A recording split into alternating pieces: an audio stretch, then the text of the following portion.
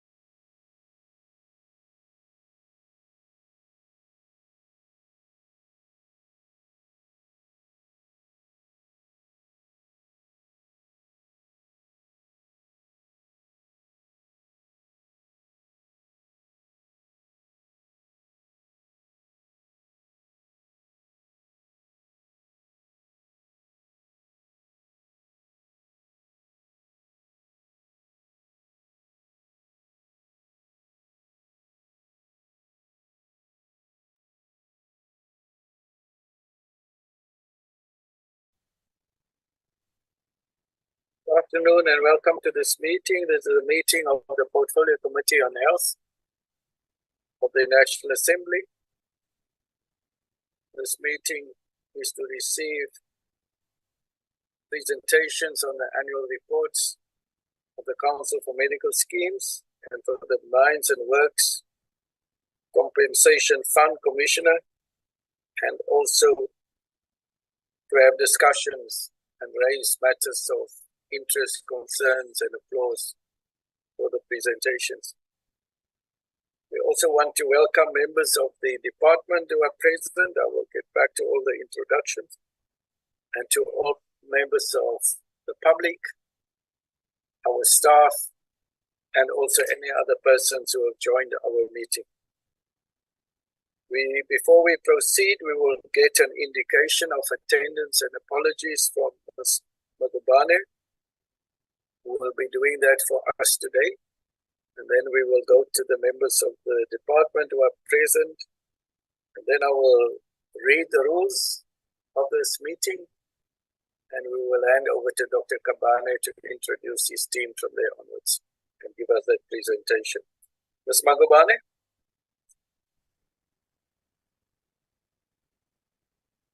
All right, thank you, Honorable Chair and members.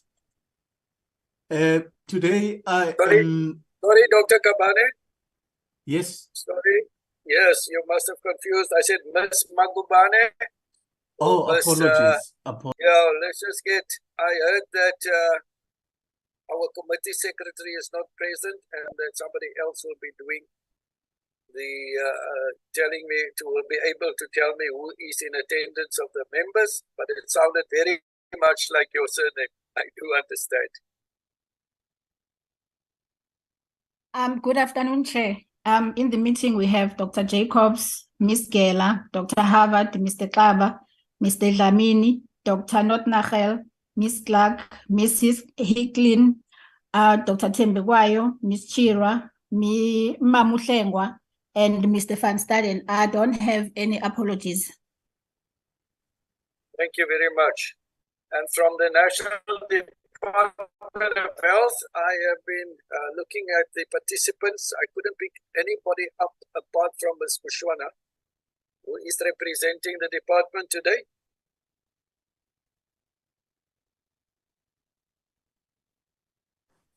Good afternoon, Chair.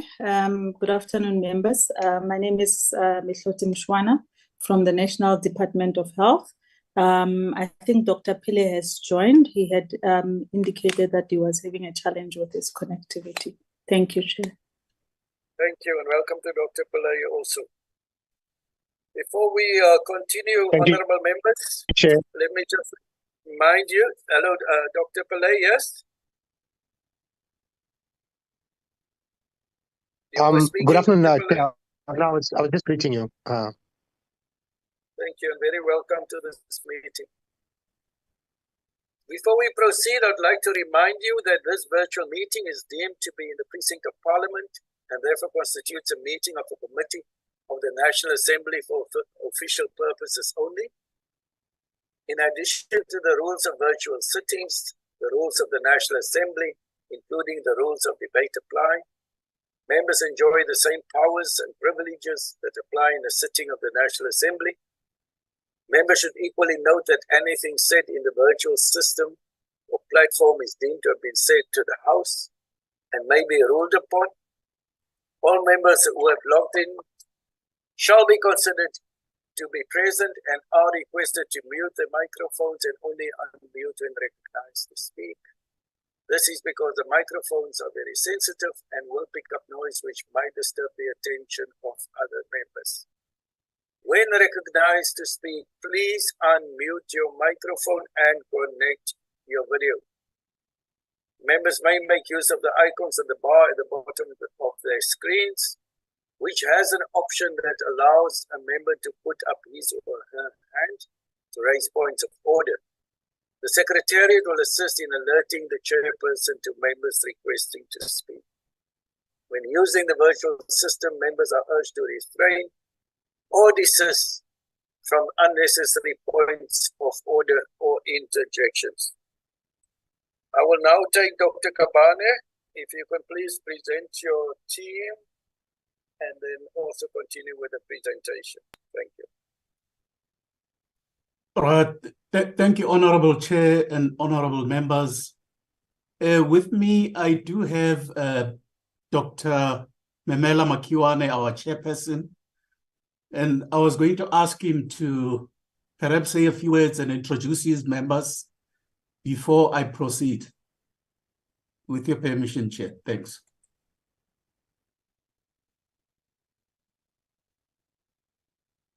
Thank you very much, Chairperson. I presume I'm given the permission to go ahead. Yes, you are. Thanks. Thank you, Chair. The Honorable Chairperson of the Parliamentary Portfolio Committee on Health, Dr. Jacobs, members of the Parliamentary Portfolio Committee, as they were introduced earlier, and our council members in attendance. I'm not going to mention each one of them, Chairperson, for the purposes of saving time. I also note the presence of the DDG, Dr. Anban Pillay, and officials from the department, including Ms. Mshwana, members of the CMS management, and staff members in attendance. Good afternoon to you all. Chairperson, I am happy to once again advise that the CMS management is here to continue telling a good story, despite facing some challenges. The Council said to convey its satisfaction that during this term, including the current 2022-2023 reporting period, governance and performance continued to improve while maintaining good audit outcomes. The organization has been restructured and is now fit for purpose. The solutions to the historical funding challenges of the CMS have been devised. And to that extent, the CMS now posts surpluses rather than the historical budget deficits that we've seen over a prolonged period of time. All this, Chairperson, has been achieved under challenging times characterized by the legislative changes aimed at progressively transforming our country's healthcare system, which is fully supported, by the way, by the CMS. However, there are some other legislative changes that may not necessarily be in tandem with the progressive winds of change. The management who are going to do the presentation may touch on that and talk to that. I'm happy to say, though, that the department, which is our executive authority, is very supportive of the CMS's proposals on how to deal with those legislative disparities. The registrar and the CFO might touch on those issues as they do their presentation. Having registered improvements in the governance, Chairperson, as well as financial and operational performance of the organization during our term, the Council also recorded some setbacks. We hoped that by the time our term ends, the Section 59 investigation that has vexed us for some time would have been delivered. However, I'm pleased to announce that there is current work that is aimed at ensuring the release of that report within a few weeks to a couple of to a month. And we were also challenged by a protracted SIU investigation, whose outcomes are now out and are under consideration by the CMS. I speak, Chairperson, on behalf of the Council, whose term ends in 4 weeks, and Honorable Chairperson of the Portfolio Committee on Health. The Council is of the sense that the CMS is today a better organization than it was yesterday. I would like to hereby thank yourself, Chairperson, as well as the Portfolio Committee for the support that we have had in all the instances at which we have presented our annual reports in this platform. The Registrar and CEO, Dr. Kabane, and the CFO, Ms. Zinja, will take us through the presentation. Thank you, Chairperson. Thank you, Dr. Makiwane.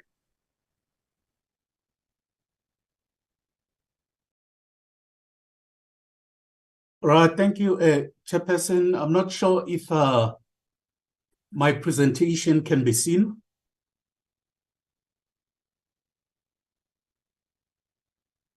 We can see it, yes. We can see Right. it. Okay, Nice. Chair, I will proceed then with the presentation itself here.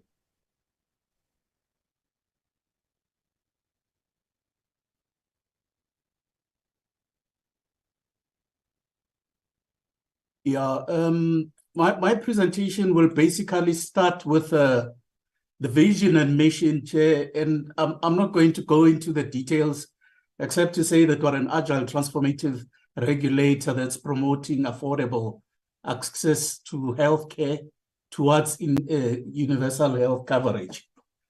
And the mission is clearly articulated on the right side here, which I'm not going to take us through.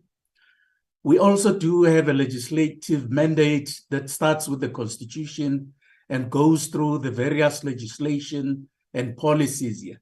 But the reason for our existence is to protect member interest, control and coordinate the industry in a manner that is complementary to national health policy, recommend to the minister key developments in the industry, settle and investigate disputes, as well as advise the minister and actually make rulings with respect to key industry issues here. So in this slide, we just have our shared values and regulatory philosophy. And I think I've taken the portfolio committee through this previously. And in the interest of time, I'm not going to go into that. And yes, this is the structure that the organogram that the organization is operating under. And as you will see, Honorable Chair and members, we've filled all the posts in the executive leadership portfolio, except the member protection. And as we speak, we've lined up interviews for the 18th and 20th. And we're hoping by the end of this month, we'll have a full set of members of the executive team. So just talking to the performance against the indicators and targets that we had set, this slide gives an overall picture for the 2022-2023 year, where we had 76 indicators that were relevant and achieved 68 of these. And that's what translates to the 89.47% overall score here. And you will see on the graph that those targets that are indicated in red are those areas where we have not succeeded. And these constitute 8 targets out of the 76 here. And in my presentation, I'm going to focus more on the areas where we've exceeded the targets, as well as in the areas where we have not succeeded in achieving the targets. I think in the interest of time, Chair, it will allow for a faster and smoother presentation. Now, if you look at the achievements and highlights for the year under question, is that we've once again achieved an unqualified audit outcome with even lesser finding than the previous financial year that was scrutinized. Our overall performance sits at 89.47%, which is above the 80% benchmark. And when you look at all the targets, you'll find that we've overachieved in 27 areas and only 8 areas are indicated as underachieved.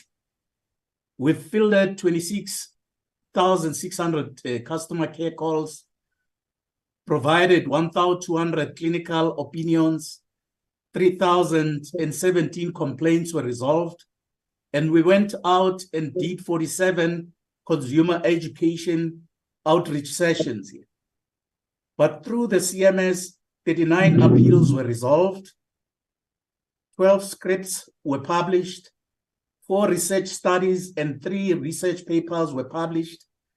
We've also issued 63 regulatory guideline circulars, and we've provided 10 guidance with respect to PMB or prescribed minimum benefit guidelines. We've had and led 6 fraud, waste, and abuse engagements with the industry, and we've observed and sat through 52 annual general meetings of different schemes here. And we've implemented 3 big governance interventions that included the placement of a scheme under curatorship, as well as a statutory management.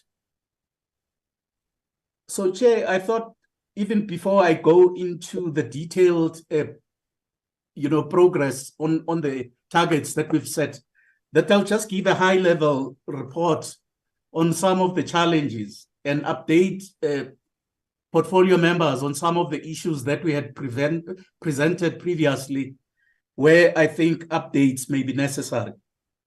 The first one is the Section 59, and the Chair of Council has covered this to some extent, but I just want to say that as early as the beginning of this year, we did reestablish communication and connection with the Section 59 investigation panel, which was a challenge previously.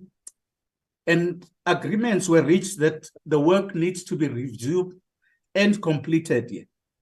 And by the end of May, we had agreed on a work plan and a budget.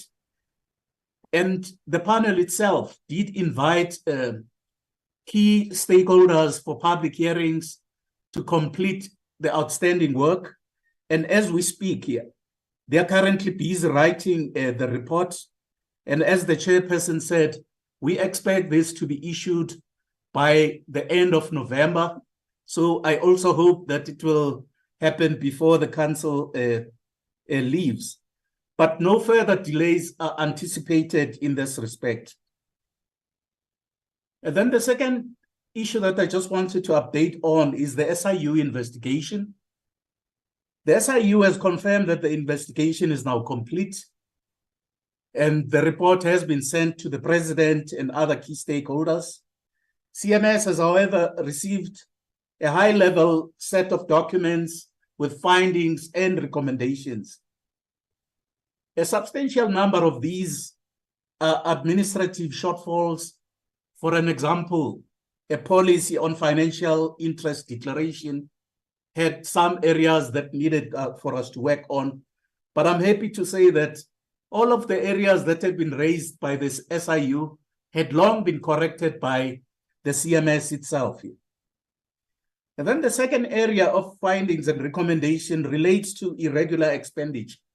And this is irregular expenditure that extends prior to the year 2019. And it relates to a panel that was not appropriately established to do investigations. And this has long been corrected by the end of March 2019, even before the investigation of the SIU started. So as we speak, CMS is currently looking at all of these documentation and is trying to determine how to move forwards. But we believe that we've already corrected all the key areas, and we will entertain this as we move on here. The chairperson of council also mentioned that there were pieces of legislation that seemed to touch our corns, or step on our feet as we moved forward. And one of these is the Coffee Bill and the Financial Services Regulatory Act here. And we've spoken about this in the past, that these two pieces of legislations that are aimed at implementing Twin Peaks legislation creates a problem for the CMS, in that it basically says that the regulations of schemes must be placed under the Financial Services Conduct Authority and the Prudential Authority. And we are vehemently opposed to that because we believe that doing so takes away the mandate of the CMS. It undermines the regulatory authority that we have been given under Section 7 of the Medical Schemes Act. But we also believe that health is not a financial service, nor a tradable commodity, and that this serves a higher societal goal. And we also believe that medical aids are more than just insurance products. They are products that are aimed at saving people's lives and prolonging people's lives, and cannot be treated just as financial services or insurance products. And we did say to Health Portfolio Committee members that we've been engaging with Treasury, the Financial Services Conduct Authority, and the Prudential Authority in trying to resolve these legislation arbitrage issues. And up to now, we have not succeeded in getting that right alignment here, to a point that we've now escalated this matter to the Minister of Health, who has agreed that he will meet with his counterpart in Treasury and find a way of resolving these legislation and high policy issues before it impacts on operations on the grounds. Finally, on this slide, the other thing that I just wanted to talk to here, it's these products that have been flooding the medical schemes market that are unregulated and are illegal. And I'm sure members of the Portfolio Committee have seen on social media very cheap products that offer everything for a price of about 350 rands. Some of these come in the form of vouchers. And as CMS, we've decided to mount a legal challenge to remove these products so that they shouldn't be provided without any kind of registration or regulation. And in part, what concerns us here is that a lot of the contribution that will be made to these products will be directed to administration and non-healthcare expenditure, and only a minuscule amount directed to relevant health costs here. These products also exist by exclusion of a number of key needs of members, and these are obviously accompanied by misleading marketing.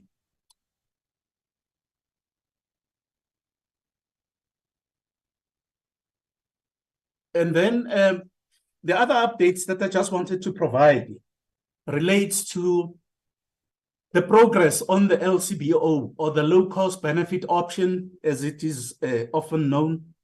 I think in the last presentation to the Health Portfolio Committee, we did indicate that we had received all the inputs by various stakeholders and that we're in the process of analyzing these so that we can present them to the minister. I'm happy to report that all of that analysis has been done, and the executive management at the council has also gone to our own council, and we've presented our own recommendations, which our council has supported. And we've also had an opportunity to make a presentation at a high level to some key officials at the National Department of Health. And in our most recent engagement with the Minister of Health, he has agreed that he will give us audience in 2 weeks' time so that we can present our findings and recommendations, and then he can take this matter forward. But from where we sit, all the relevant documents have been finalized, and we're just waiting for that opportunity. The last thing that I just wanted to talk to, it's the review of the prescribed minimum benefit.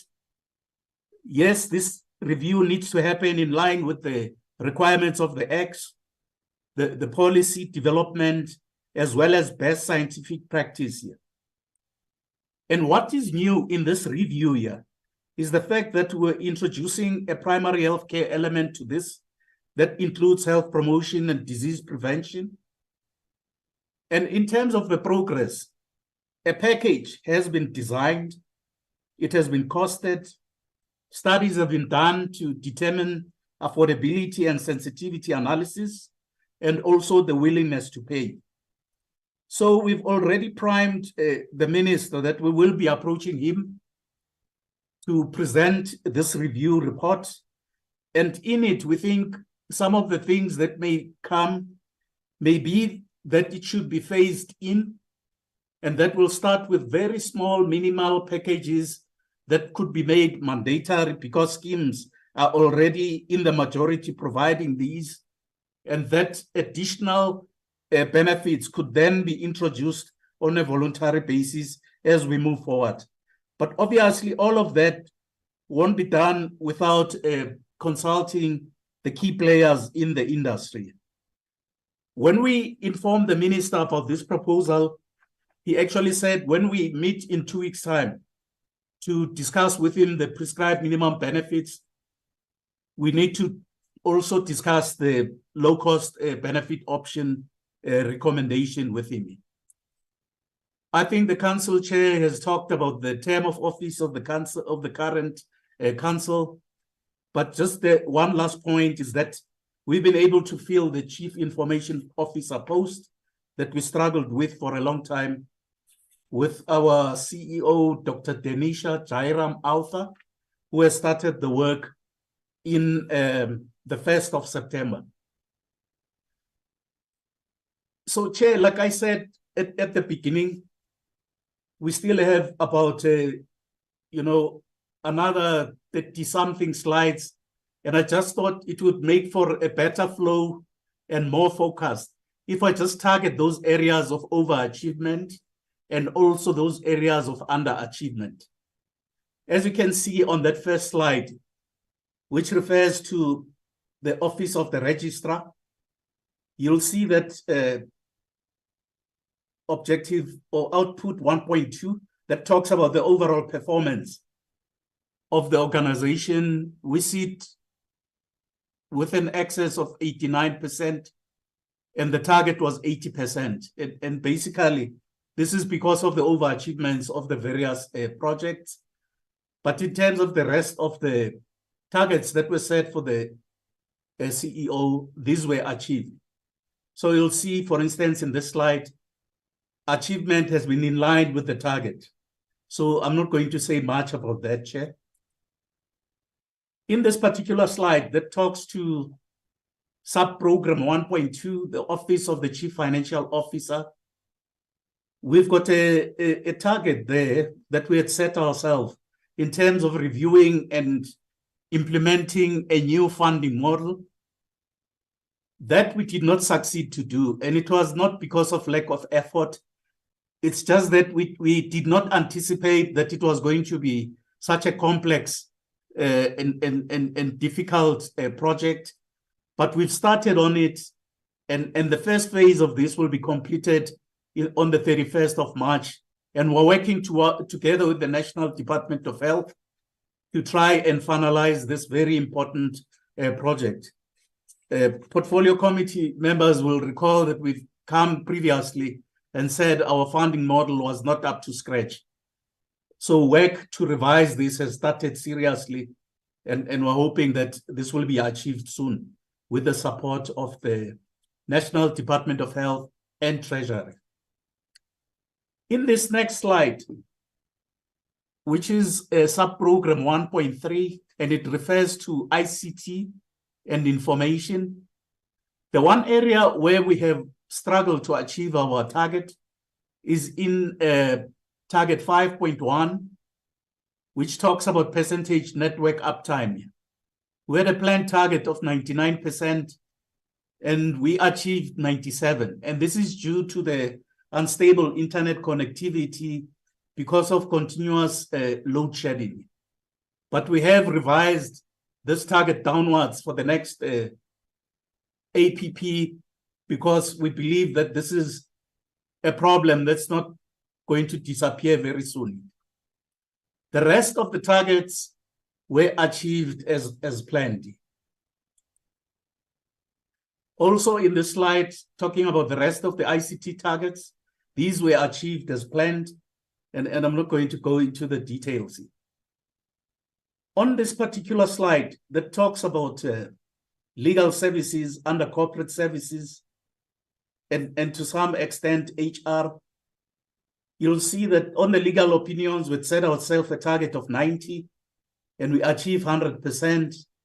And this is because of, the training and mentoring that we've done to other officials to assist in providing these legal opinions.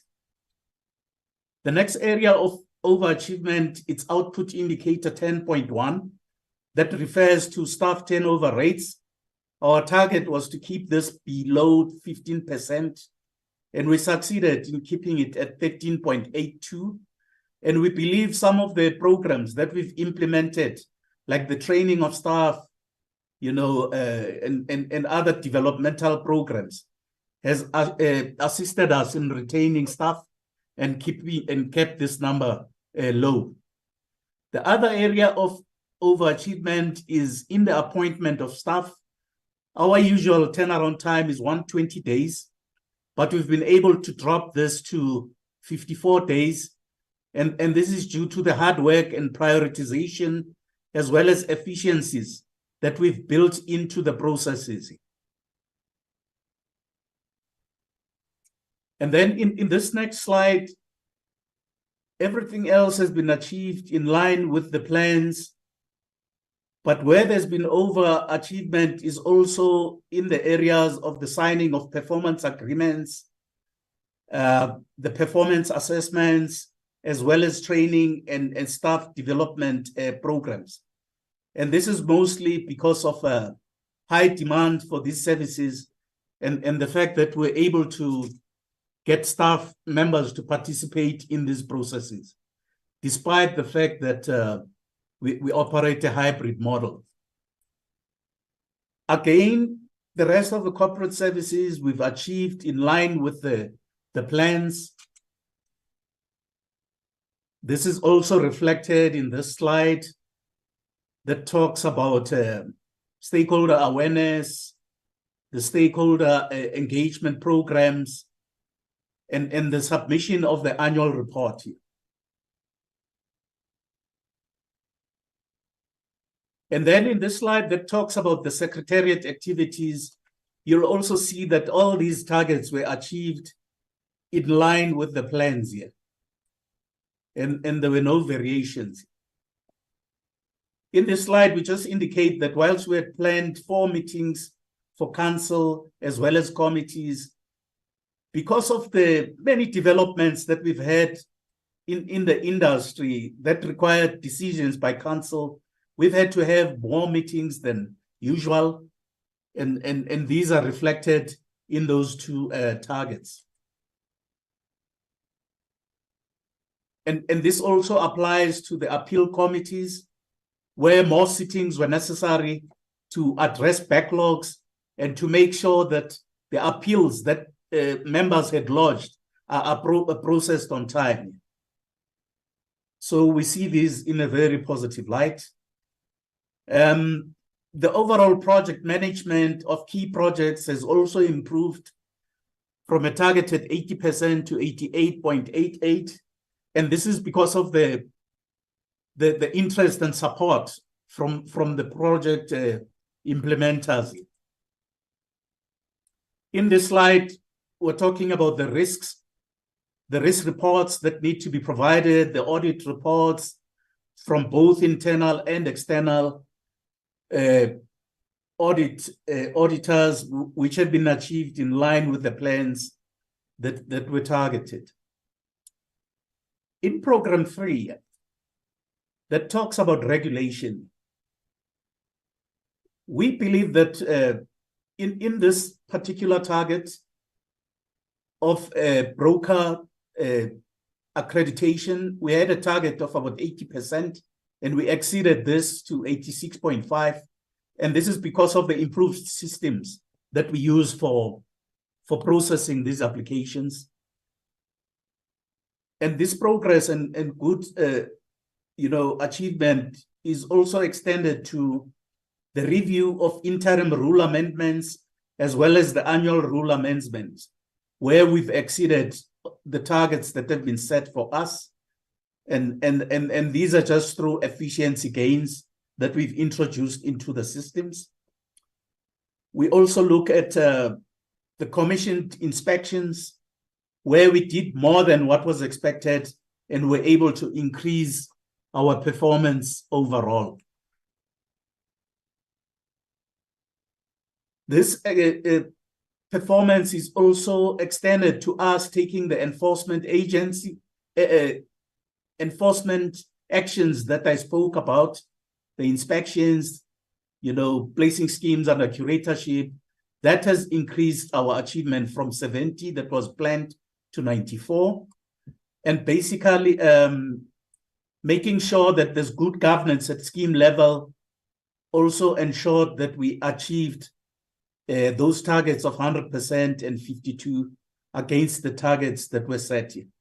I did mention that we attended up to 52 of the AGMs that schemes held so that we could observe the election processes, make sure that these are open, fair, and free, and that there are no transgressions here.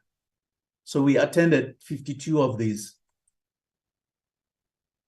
In this program, we're still talking about regulations, and we're talking about the ability of schemes to comply with the requirements of solvency and making sure that schemes are run appropriately. In all the targets that were set for this particular program, we achieved in line with the targets. This screen, however, shows one area where we struggled. And again, this is because of the ICT challenges that we've had in ensuring that databases and information is available for us to produce the required reports. So there's a report that we could not present as a result of these ICT challenges. We had planned 3, we only achieved 2, and 1 is outstanding. But I want to say that we are working on these ICT challenges, and we hope to see an improvement moving forward. In the research and monitoring unit, there were these research projects where we had planned 17, and all of those were achieved. And then we also made contributions to the annual report in line with the planned targets.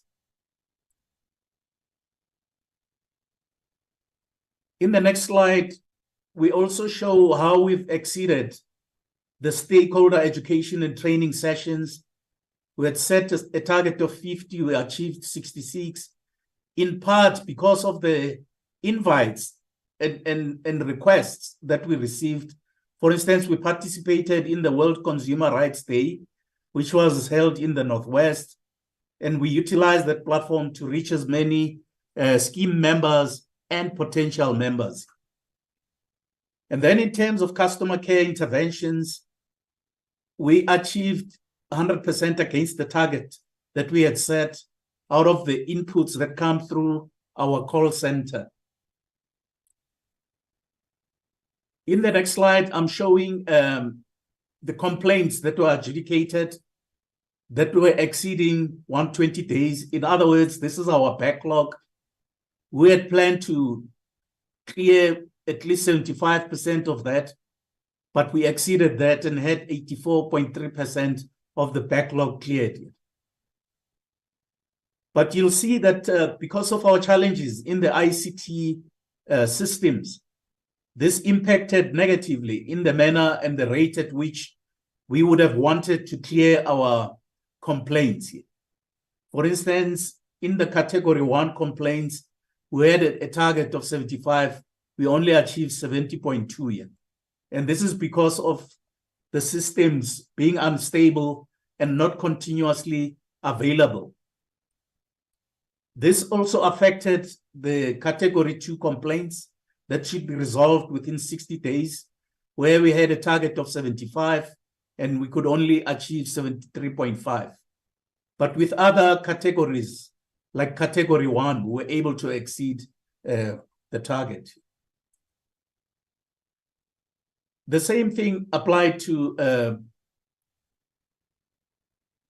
the area of member complaints, and this relates to the publishing of rulings in the website because of ICT systems and other problems, we could not publish all the rulings that we had on time. So out of a target of 80, we're only able to achieve 71.1%. In this slide, you can see everything was achieved in line with the targets. And then again, when it comes to clinical opinions, because a lot of the complaints actually require some clinical input, you'll see that throughout those targets that were set for this program, we continuously exceeded those targets. And part of this is how we've improved the efficiencies, how we've aligned our systems, and how we've capacitated people to deliver more with less. So, Chair, that brings me to the end of my presentation. Like I said, I've highlighted on the 27 areas of overperformance, as well as the 8 areas of underperformance. So, Chair, I'm going to hand over to our Chief Financial Officer to take us through the annual financial statements and the audit outcome. CFO, you'll indicate if you want me to proceed with sharing on your behalf, or you want to do that yourself. Thank you, Dr. Kabane. Please do yourself. I don't have permission. Right. Good afternoon, honorable members. Now, on the financial information for CMS, the information that we are presenting today has been audited by the Office of the AG, and they have expressed an unqualified audit outcome, same as the previous financial year. We've simply put here a screenshot of the audit outcome that has been issued on CMS's finances and performance information. Now, moving to the next slide. The next slide continues to talk to the audit outcome. Our audit outcome has improved in the current year when you compare it with the previous financial year. In the current year, the audit opinion on the financial statements stated that we had no material adjustments that had to be put through. When you look at the previous year, we had significant material adjustments that were put through. So that's a positive for us as the organization. Likewise, with the audit of predetermined objectives, there were no material adjustments on predetermined objectives, both the financial statements and predetermined objectives. That is a positive for us. An area where, however, we are of the view that we still need to do further work is when it comes to compliance matters, more specifically irregular expenditure. That is one of the areas that's been highlighted by the Office of the AG, and that we are well aware of where we need to do some more work in cleaning up on that area. I'll speak more to irregular expenditure in the later slides. Now, moving to slide 45, that looks at our financial position as CMS. It pleases me to report to the Honorable Committee that CMS financial position has significantly improved. You would see there we have 2 slides that show, or 2 graphs that show the previous year, which is 2022, and the current year, which is 2023. In terms of our total assets versus our liabilities, our total assets last year were at 52% and total liabilities 48% of our books. Now in the 2023 financial year, our assets are sitting at 64% of our books, with our liabilities sitting at 36% of our books. So that's an improvement in our solvency position as the organization. So meaning that our total assets are sitting at the 2/3 of our books, meaning in simple terms that if we were told to cease operation hypothetically at that particular point in time in 2023, we will be able to pay all of our liabilities, which is that 36%, and still be left with some change. So again, one of the most welcomed improvement, bearing in mind that we have had significant financial difficulties as CMS in the previous years. Now moving to slide 46, just to show a high-level picture to remind the honorable members of how we go about generating our revenue as CMS. Our revenue, mainly we collect from levies, from the principal members. So 89% of our income comes from levies, with a little bit coming from here and there, 3% from a government grant that we obtain from the Department of Health with the work that we're doing in support of the Department of Health. We have a little bit from inspection, and because the interest rates have been favorable on those that keep cash in the bank, we have 3% interest that we generate, but mainly it's the levies that fund our operations. Now, the next slide moves deeper into our spending as the organization.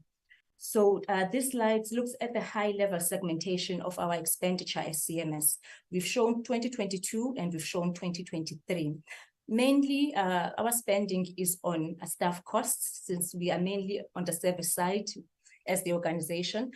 Honorable members will see that there's been a shift in staff cost. We were sitting at 67% of our spending in the previous year, 2022, and now the year that we're reporting on, it's 71%.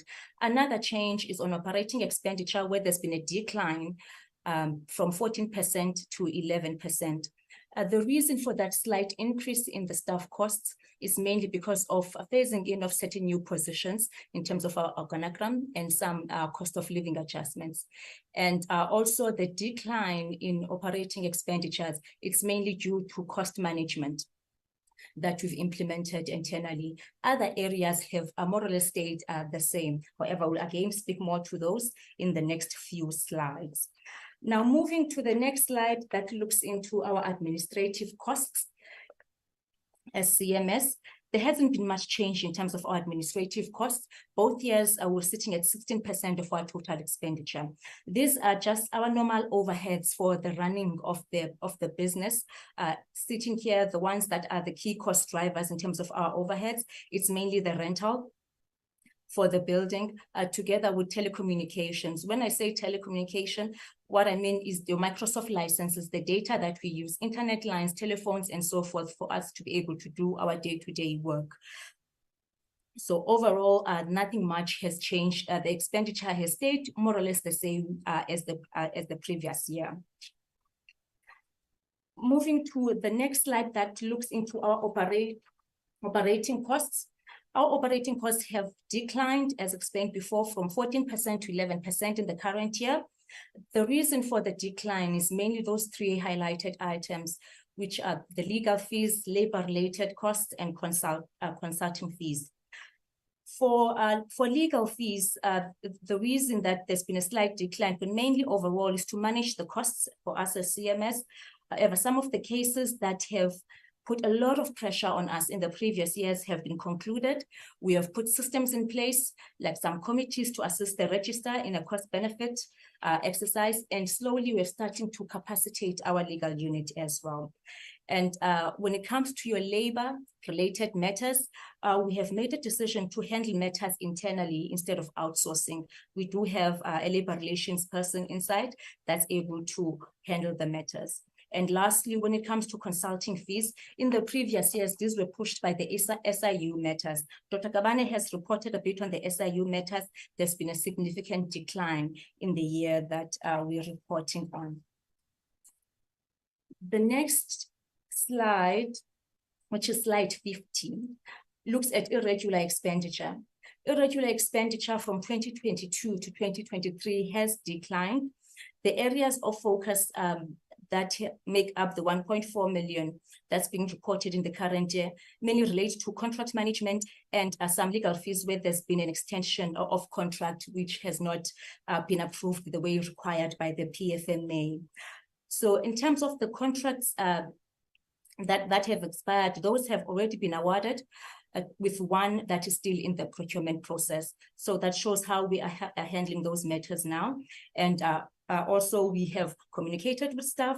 We are strict when it comes to our consequence management with the Loss Control Committee that sits regularly to look at all the matters that relates to irregular expenditure with the hopes of quickly dealing with the issues of consequence management as fast as possible. So these ones are matters that we are focusing on, an area of significant improvement if as an organization would like to move from just an unqualified audit report to a clean audit report in the near future. With the last slide, just a high-level summary to remind honorable members, in terms of our surplus as the organization, our reported surplus has improved from the previous year, increased by over 4 million to 28 million that we're reporting here. And again, our liquidity position has significantly strengthened, where our cash makes up 71% of our total assets as CMS. In the previous year, it was making up 48% of our total assets. Further, our cash, again, makes up about 149% of our current liabilities, which talks to our liquidity as CMS, which is again significantly improved from the previous year where we were sitting at 60% of our current liabilities. Hence, now we are sitting at a net asset position as the organization, which again has significantly strengthened. In the previous year, we reported a 2.2 million net asset position. In the current year, we're reporting a 28.5 million, a 30 million net asset position, an improvement of 28 million. These improvements, again, are due to the culture within the organization, which is a frugal culture, a culture of making sure that we spend as and when required, managing our costs, ensuring that we collect what is due to us as the organization, positive interest rate, and also which is favorable to cash holders. And lastly, as been communicated by Dr. Kabane, we are working closely with the Department of Health in ensuring the long-term sustainability of CMS. Thank you so much, honorable members. Over to you, Dr. Kabane.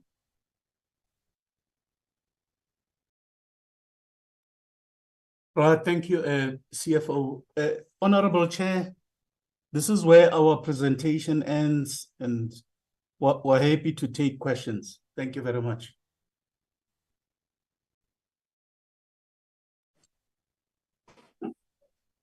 Thank you very much, Dr. Kabane.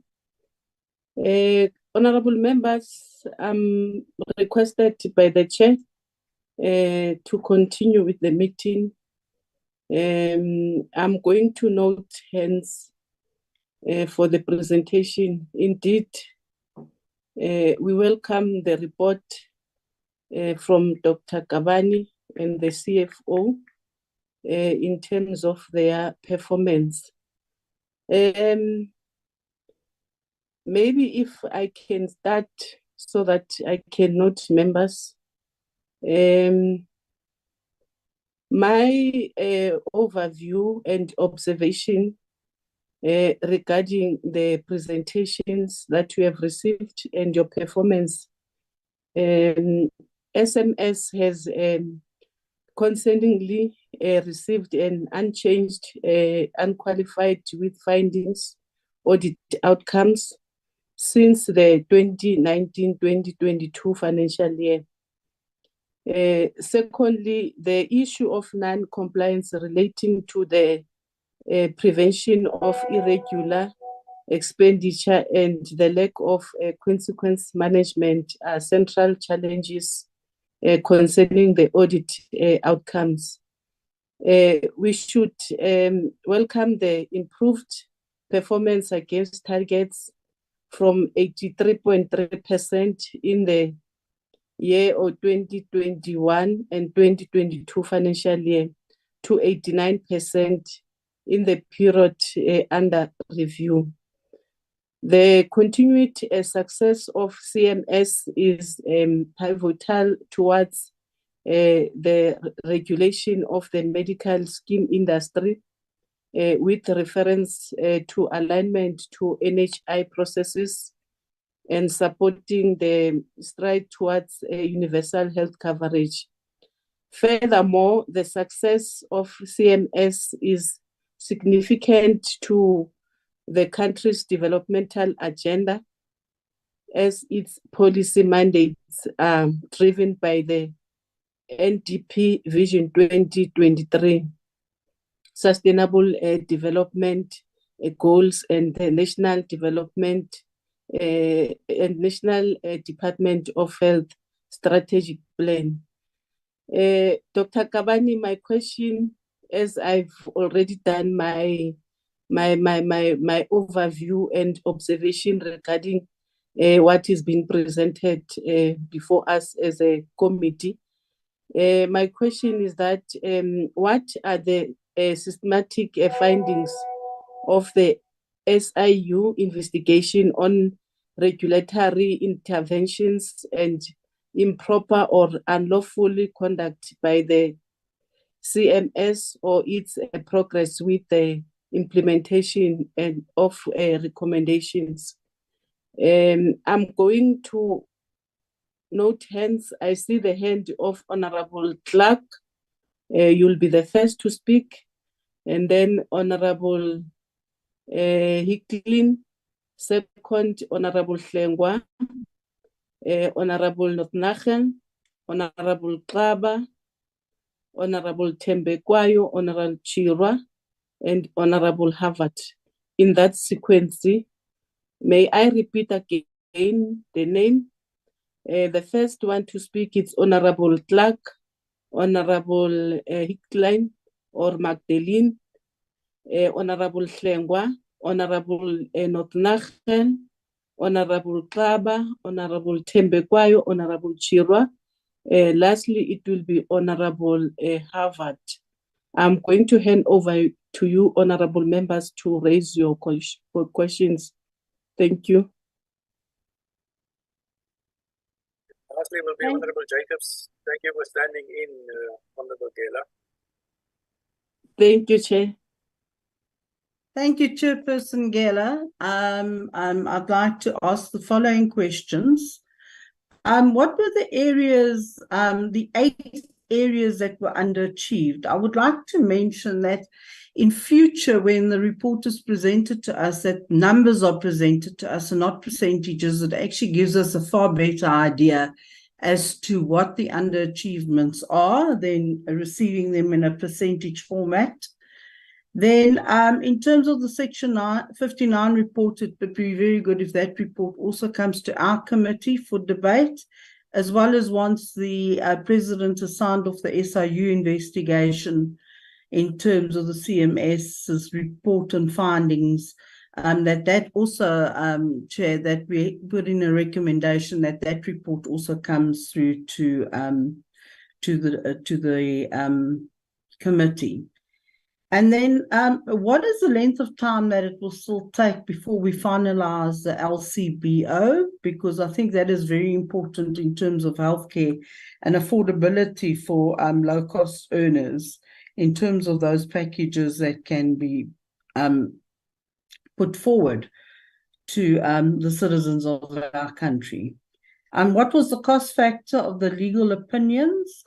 Sorry, you did say it was 6.8 million and that you were going to ensure that you have an in-house department to deal with this and not have to use contractors, legal contractors, in order to deal with these cases. But do you have the capacity in terms of an in-house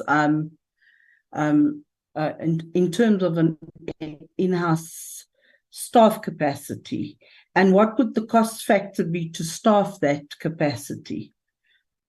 Then contract, you said the regular expenditure amounted to 1.4 million rand and very much due to contract management. What is going to be the mitigation plan against that? And how do you deal with people that do not comply to legislative requirements when not followed through? And then also budget cuts for the CMS. Obviously, you know, we are in a very bad economic constrained environment at the moment. And how would budget cuts affect you? Then regarding the ICT challenges, what has been done to address this and prevent future loss of data? And when will the review and update of the PMB benefits be completed? What will this entail? Does it include measures to address things like mental health or lifestyle diseases? And then if you could just give us more clarity in terms of the irregular expenditure, as well as the measures put in place to mitigate this further. And then also, if you could also just give us an update in terms of your PMB an update in terms of the PMB healthcare packages for primary health, for preventative and primary healthcare. Thank you very much. Thank you, Acting Chair Geller. Thank you for the presentation, everybody. I'm very new to the committee, so please excuse me if I ask a question that appears not to be top of mind. I'll start off with the first one. I read that there was non-compliance with the Medical Schemes Act relating to PMBs where members of certain schemes are charged out of their savings.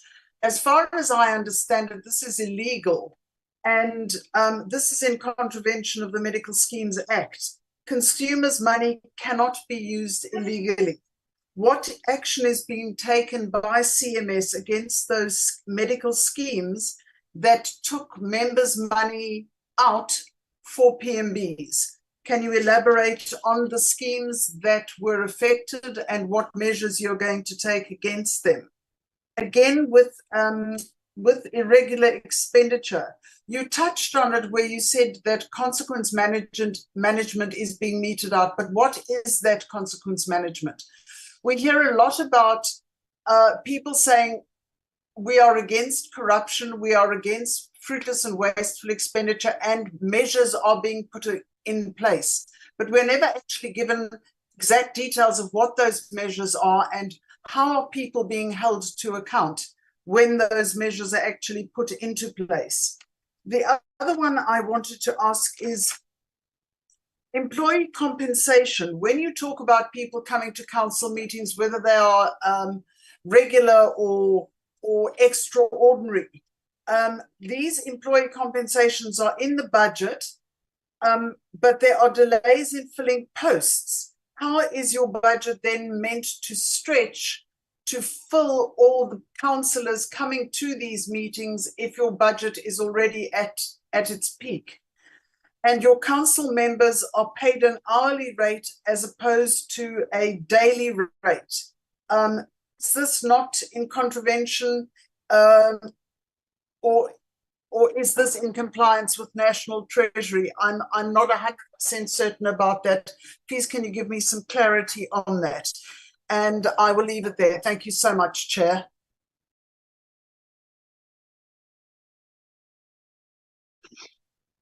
Thank you, Chair.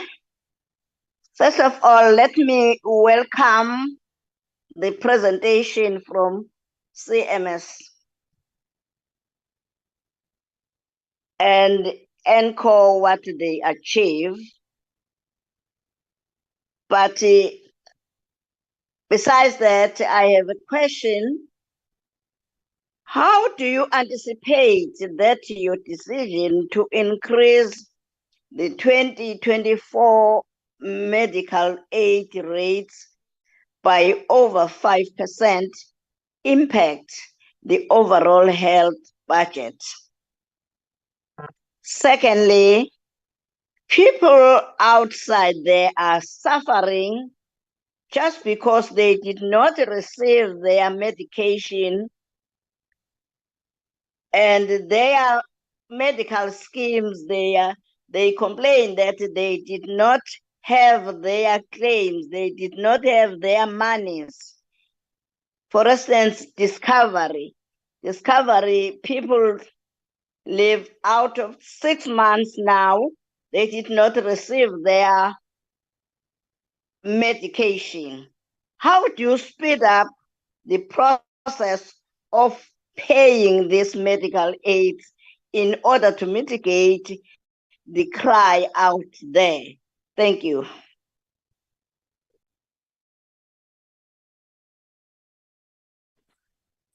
Thank you, Chair, and good afternoon to everybody on the platform. I also would like to welcome the presentations. I've got questions to the Council of Medical Schemes, and that would be, how are media engagements improved in the financial year compared to the 9 community radio interviews in the 2022-2023 financial year to improve the protecting and informing the public about their rights and other matters concerning medical schemes. Then my next question, what is the status of the effectiveness of the supply chain management interventions proposed on the annual report regarding the monitoring of compliance with applicable laws and regulations, as well as related internal control? Then to the Mines and Work Compensation Fund, I just have there one question. What are the factors? We're not there yet, Honorable. Okay, sorry. Thank you. Thank you. Are you done? Yes, I'm done, Chair. Thank you very much. Makaba is next.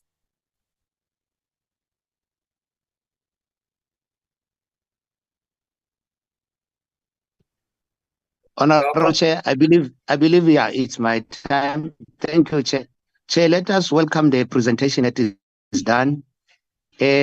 My questions, Chair, will be only three. In relation to out-of-pocket payments, what will be the benefits of a low-cost benefit option and the fate of exempted products in the medical schemes industry? How can this increase access, and what implications does this recommendation of the CMS have on government NHI development? As the first question, Chair. The second question will be, there has been a trend of increased complaints received and adjudicated. What are the issues raised in the complaints, and how are these addressed to prevent reoccurrence and reduce the number of complaints received as part of strengthening mechanisms towards protecting beneficiaries? That is quite key, Chair. Lastly, Chair, what mechanisms are being employed to fast-track resolving complaints within a financial year and not have issues carried over? Thanks, Chair. I submit. Thank you, Chair. My questions are based on the cheap products that are found, including the fact that the minister, it's difficult, or maybe it's difficult, but they couldn't get a chance to meet with the minister. The problem here lies with the fact that we hoped that when you come here, you would bring a complete information that provides resolutions on various problems that you have encountered. Because if you can't give us the right information about the results of the engagement with the minister, then when are you able to do that? Will you be able to secure an appointment to give us that information apart from when you are invited to come and talk to us? Because the issue on the funding model is very important, and it has also an aspect of the NHI. So if it's difficult, if you find it a difficult type of a job to do, while you have doctors, you have people that are highly educated in your department, then who is supposed to do it correctly? Because it has been stated here to say it's a very difficult type of an assignment. We cannot expect such a thing or such utterances to be brought to us. We need the resolutions to the problems that are experienced, because you are able to give advice to the minister. So it's a problem. I just would like to know that after engagement with the minister, are you ready to come and talk to us about the results of all these problems, the cheap products, the review of the report, including the funding model? Thank you. Thank you very much, Chairperson. I have two questions here for the CMS. Firstly, I'm concerned about the pace of resolving cases that are lodged by the clients of the medical aid schemes. I think the CMS can do more to prioritize this, because this is your core function, and at this point it's almost neglected. I get the challenges with staffing, I get the challenges with human resource, but as an entity, you are able to prioritize other things. You're able to spearhead, doing stakeholder relations tours to weigh out, for example, medical health insurance, low-cost benefit option, like what you were doing for the past 2 years. And yet when it comes to the serious issues, then there's excuses. It comes off as excuses because you're able to do your other stuff. But on this one, you're just haunted by backlogs for a long period of time. And in relation to this as well, I also want to find out what are the oldest backlogs that you currently have. I think this is important because if we are sitting with cases of which some are like older than 5 years, then it's a crisis. And it means then that the core duty of this entity is not being fulfilled. So I get the issue of backlogs. I get, asking you to come up with better ways of resolving cases or to speed up the processes.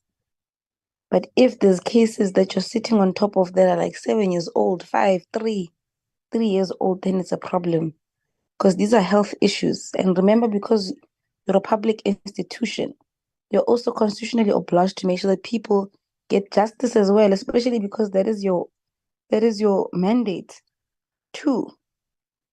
And justice is a big thing in this country, especially in the health sector. Justice delayed is justice denied, unfortunately, when it comes to issues of human rights and healthcare being one of the very primary human rights. And thirdly, so that is like 2 questions, but really under the same umbrella. And lastly, I want to ask for an update on where you are standing now as an entity on the low-cost benefit option. I'm asking because the last time I think I was asking the chairperson of the entity to send me the report that you guys had compiled, and he couldn't share it with me because he was sharing it with the minister at the time. But I never got an update or to hear from him since then. So I want to hear from you when this report will be publicized, and what the response of the minister was in relation to the report that you sent to him, and what are the core resolutions of that particular report. This thing is important, particularly because it's put under the umbrella of preparing for the national health insurance, right? And yet you're prioritizing waning off one part of a private healthcare supply or funding, and then you're leaving the other one. It didn't make sense. It never made sense from the very beginning. And what made it even worse was the fact that you're starting with the poor people. You're starting with petrol attendants and domestic workers who don't have the liberty of going to clinics. There would have been fairness if you were starting with the medical aids and then ending up with medical health insurance. That would have made more sense. And that's why I had even questioned the disingenuous part of it, because then it came off as if you were doing it for the benefit of medical aid schemes, and we can't afford an entity that chooses a side or that picks a side when it comes to the private sector.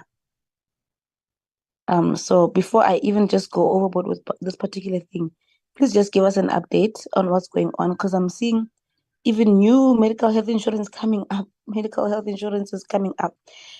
On the issue of jurisdiction on this particular one, I do want to engage you on it, because I still think medical health insurance was not actually meant to be part of your jurisdiction. It was supposed to fall under insurance and be regulated by an insurance-based entity. But we'll save that for another day. Just please kindly appraise me on what the current status is on this process and what the future endeavors in relation to this are. Thank you very much, Chairperson.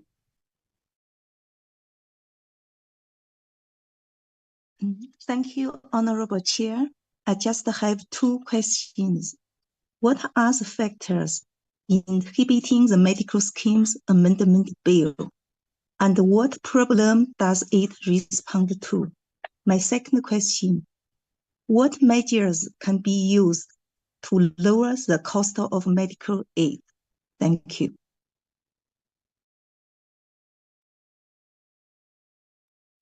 I still see the hand with the Honorable Gela and Honorable Pengwa. Are those Hey. hold their hands? Honorable Gela, I see you put on your camera. So, oh, so you want to Chair, speak again? yes, Chair.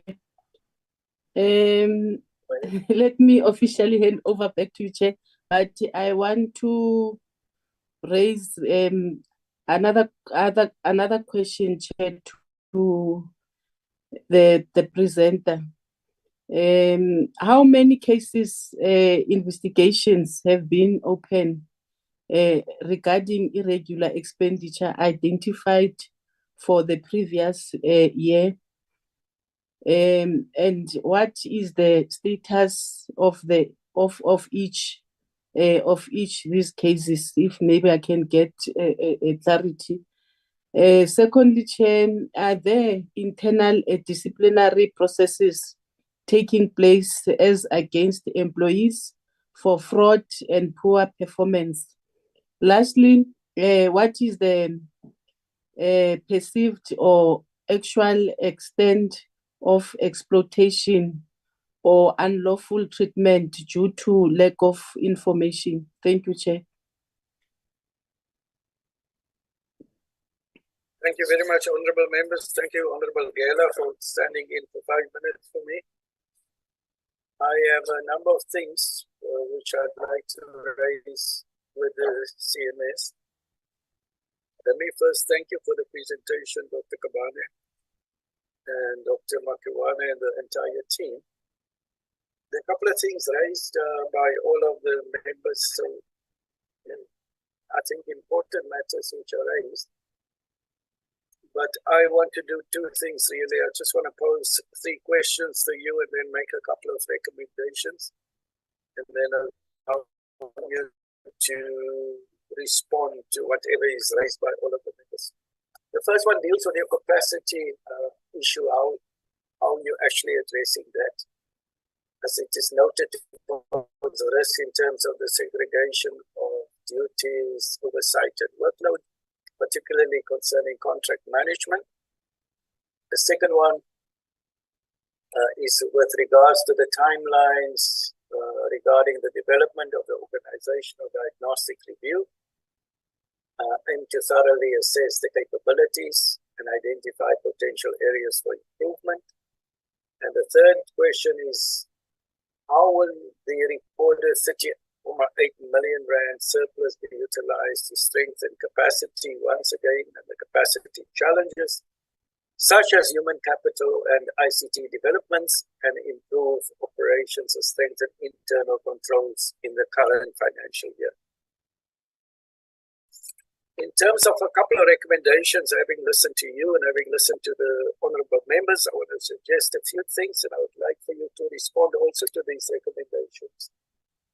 The first 3 deals with the same issue, but it comes down to management. So the idea, the intention is to urge you to ensure that internal control measures are improved to prevent irregular expenditure and that you allocate sufficient resources towards investigating all irregular expenditures and that you develop policies on consequent management and that you also implement those policies. The second part has to do with the AG's recurring recommendations. I would like to suggest that the CEO recommend that the CMS must ensure the strengthening of supply chain management processes for all procurements in line with relevant prescripts. And the portfolio committee is requesting that we receive quarterly reports to strengthen oversight, particularly on recurring audit findings challenges. So thank you very much, honorable members, once again for all of the input. I'm going to hand back to Dr. Kabane and Dr. Makiwane and the team. We're looking forward to your responses. I have asked the Commissioner of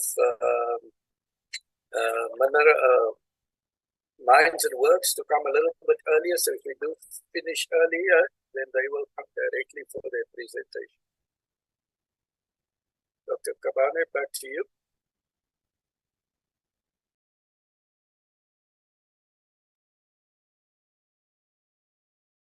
Thank you, Honorable Chair and Honorable Members, for those questions. I will attempt to answer these, but I'll also direct members of my team to come in and give more, a flash to some of the answers that I might provide at high level, and I will indicate who can come in.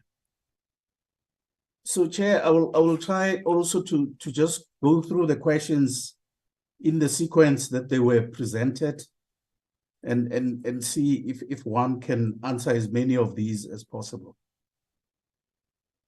And Chair, let me start by appreciating all the comments and advice that has been given by the Portfolio Committee. But my first question that I just wanted to answer was the question around whether the SIU found unlawful conduct or regulatory shortfalls in their investigation of the CMS here. Firstly, Chair, I did indicate that a number of the findings were of administrative shortfalls, and I did give an example of, for instance, a financial disclosure policy that had weaknesses, and through the engagement with the SIU, were able to correct here.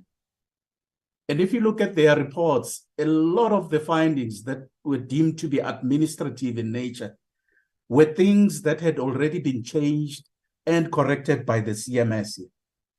And in the reports that we've been given, it has been clear that no corruption, no fraud has actually been discovered at the CMS.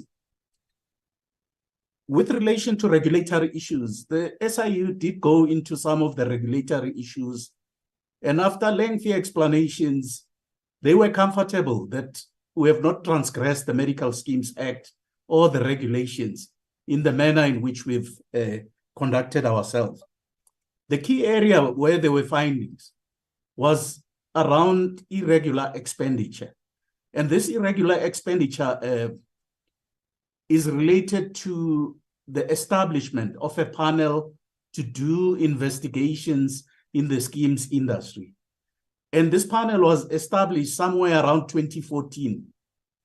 But when the Auditor General came in 2018 and made that determination that this panel was not appropriately established, by end of March in 2019, CMS had corrected this year. So when the SIU started its investigation around July of 2019 and eventually came up with the findings that we saw in the final report, we were not surprised about that finding, but it's something that had already been corrected a few years going back here. There was also a request that I talk to the areas of underperformance. And I think in the presentation that I was making, I did identify these as 8 areas. And basically, the first one related to the CFO's office, and it talked about the funding model. And I know there are quite a number of other questions related to this here. First of all, when we said we were going to review our funding model, one of the basic things that we were going to attempt to correct here was what should we be charging the entities that we regulate for the work that we do for them in order for their organizations to run efficiently. And we're looking at cost recovery. And then secondly, we were also saying, what kind of tariffs should we be charging? Now, yes, we do have a lot of doctors at the CMS here, but the expertise required, to come up with that funding model requires people with more financial analysis expertise. And we have engaged Treasury and National Department of Health, and they've pointed us in the right direction in terms of that expertise. So the reason for the shortfall now is that we thought it would be a quick exercise of determining this. But after engaging with a number of stakeholders, it has become clear to us that this is a multi-year kind of a project, and that's why we could not deliver. But the relevant expertise is being roped in, and we believe that it will assist us to get to the answers. And this we're doing in partnership with National Department of Health. We were also asked about the Section 59 report and other reports to be presented to the committee once those processes have been completed for debate. And Chairperson, we've noted that, and we will ensure that the final reports are sent to yourselves. And we will avail ourselves when invited, to take part in those discussions. There's the question of the length that it's going to take for the minister to pronounce himself on the low-cost benefit option. And like I've said previously, when you look at the low-cost benefit option, the two big areas that need to be dealt with here is the desire by the current medical schemes to provide an option within the medical schemes environment for people that are earning low income. On the other hand, we've got products that through the demarcation regulations are now sitting under the regulation of the Medical Schemes Act, or rather the CMS. And these are primary insurance products. And in terms of the demarcation regulation, the directive was that we needed to develop a framework for these products to migrate into the medical schemes industry. So the report that I say is now complete, and that there has now been agreement with the minister that is going to accommodate us in 2 weeks' time. In that meeting that we're going to have with him, we're going to present to him the findings and recommendations on both the LCBO and the primary insurance products. And in addition, the minister has said he also wants to hear what we are recommending around the prescribed minimum benefits. It is only after we've engaged with the minister and we've handed over the 2 reports that he will make a determination in terms of the fate of those reports. Because our job in terms of our mandate is actually to just recommend to the minister, and then he can apply his mind to those 2 areas, and basically we play that supportive role in the implementation of whatever decision. There's been a question around the cost of legal opinions, and I'm going to ask the CFO just to talk about how we've been able to contain the legal costs by establishing a committee and the impact of what that has had on the cost, because I think the question is also talking to that. There's also that question that says, there's that 1.4 million irregular expenditure. What is our mitigation plan and the consequences? I'm going to ask the CFO to also just talk to that. I'm also going to ask the CFO to talk to the budget cuts and their possible impact on the CMS. And then there was a question around the ICT challenges. I did mention that if you look at the number, the 8 areas of underperformance, it's not just the funding model, but it's the non-availability of internet connectivity, which impacted on the availability of the systems. And in turn, it impacted on some of the operations. And the most highly affected units at the CMS is the complaints adjudication unit, as well as the clinical unit that provides opinions to the resolution of those complaints. Now, this also brings me to the question that was asked by Honorable Chiro, whether these complaints are more than 5 years, how big the backlog is. In terms of our own reporting, we have cleared the backlogs around these complaints here. And we have now classified these complaints and aged them appropriately. For instance, you'll see in our report, we talk about complaints that need to be resolved between 0 and 30 days. And we've classified these because of their complexity. So the more straightforward a complaint is and doesn't need additional opinions and research, we resolve quicker. But there are those complaints that we've given ourselves a 60-day turnaround time, a 90-day turnaround time, and a 120 turnaround time. But we don't have any complaints that are sitting as backlogs that extend up to 5 years. We can provide the portfolio committee members with a detailed age analysis of all the complaints that we have, and we can age them and categorize them accordingly. And I'm sure they'll appreciate that the main challenge that we've had with the resolution of complaints is the non-availability of the ICT systems. And it's not because we've decided not to prioritize them. We are struggling with our ICT challenges.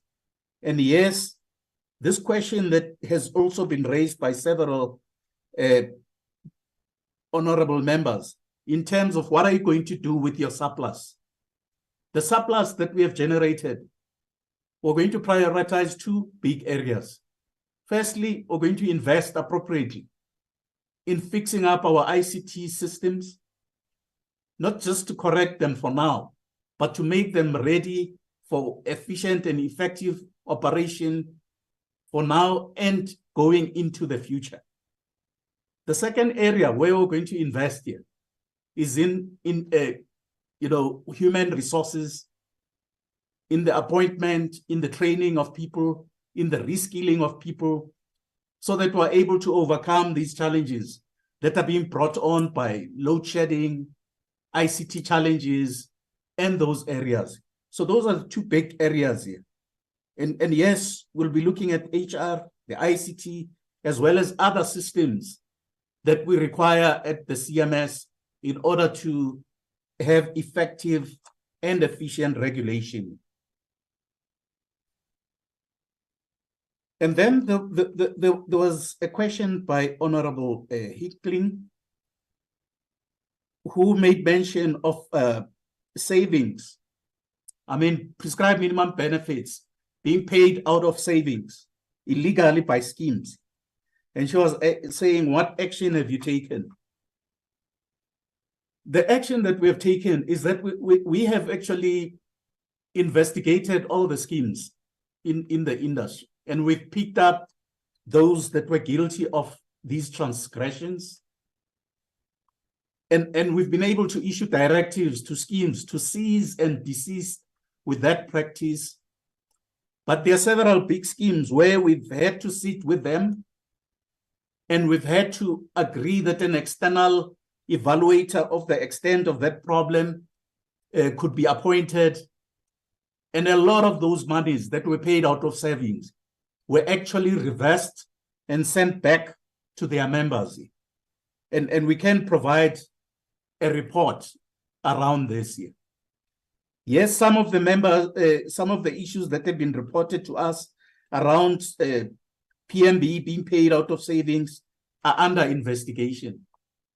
It is our considered view that when schemes transgress the act in this way, the people that need to be held responsible are the Board of Trustees, because the act gives them that right to exercise their fiduciary responsibilities in a manner that is protecting the interests of members. So where we find Board of Trustees acting in a manner that is illegal, the course of action for us is to issue directives. And if schemes do not follow that, in those extreme cases, we take over the administration of the scheme through curatorship, or we place a statutory manager and go in and correct all of these things. And where Board of Trustee members have been found not to be fit and proper, through those processes, they get removed. there has been a question around irregular expenditure and what the consequences management entail. I'm going to ask the CFO to take the honorable members through the irregularity framework that Treasury has prescribed and the function of our loss control committee and how it operates, so that, you know, we can actually explain some of these consequences, because there's a framework that needs to be followed that prescribes how things need to be dealt with. A question around the prescribed minimum benefit update. Is it also going to address mental health issues? Certainly. I think there's no doubt that even prior to COVID, mental health issues were seen not to be a priority, not by CMS, but by clinicians and service providers out there, including funders. And in some papers that you would have read prior to the COVID, they would tell you that these are the most underdiagnosed serious problems that the country is faced with. And I think the advent of COVID just worsened, you know, that aspect, but it did bring to light the fact that we need to prioritize mental health. So when we talk about this primary health care package that we're going to present to the minister and say, can we phase in some of these? Can we make some of these benefit mandatory? We will seriously consider mental health, because to us, it is one of those areas that we believe are underfunded and have not been prioritized over years.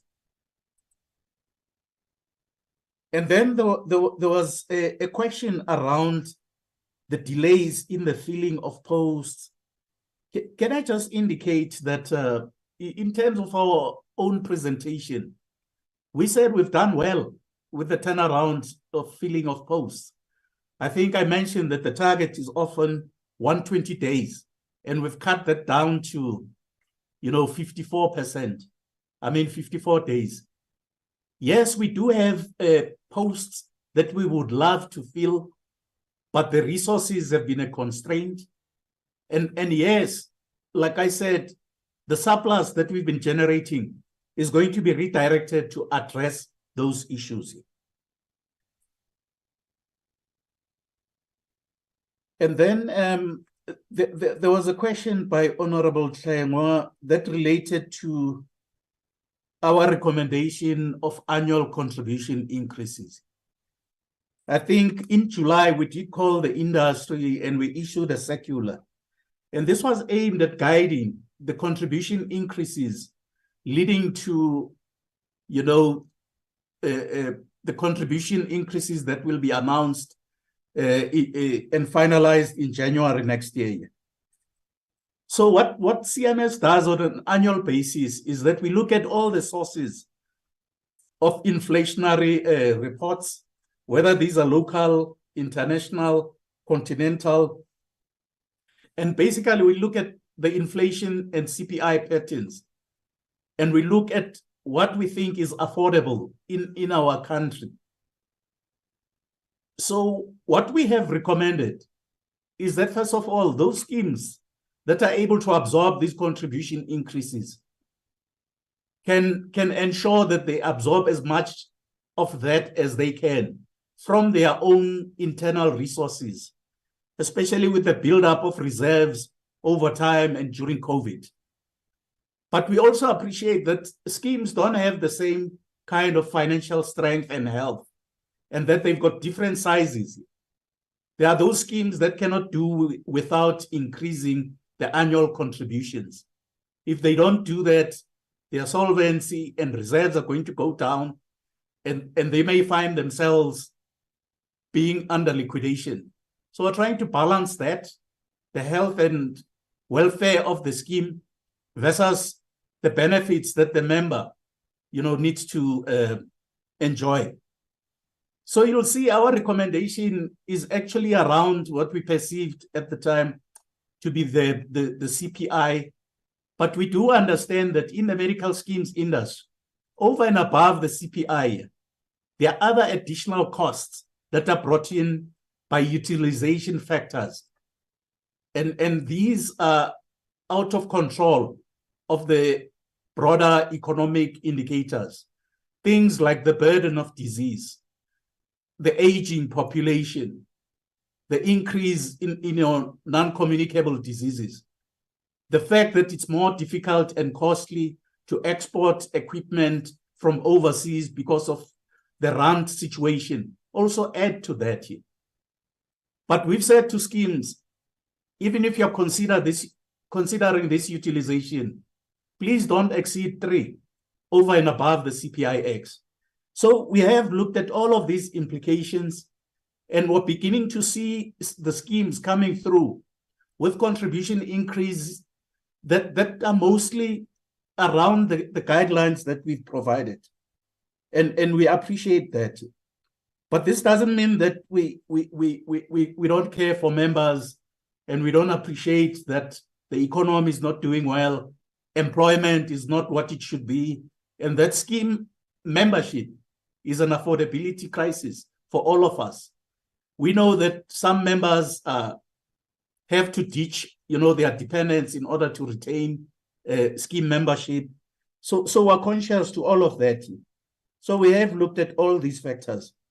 The issue of a scheme, which has been mentioned, where patients wait up to 6 months to receive their medication, this is totally unacceptable.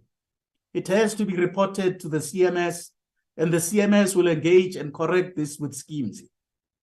Because from what you're telling me, this is also most likely to be medication for a chronic problem. And as we know, chronic problems like diabetes, hypertension, if you don't treat them, you lose control over them and they complicate into bigger problems. So please, if there are these specific complaints that you have, Honorable Hlengo, direct them to us. We will intervene and make sure that the scheme has to pay.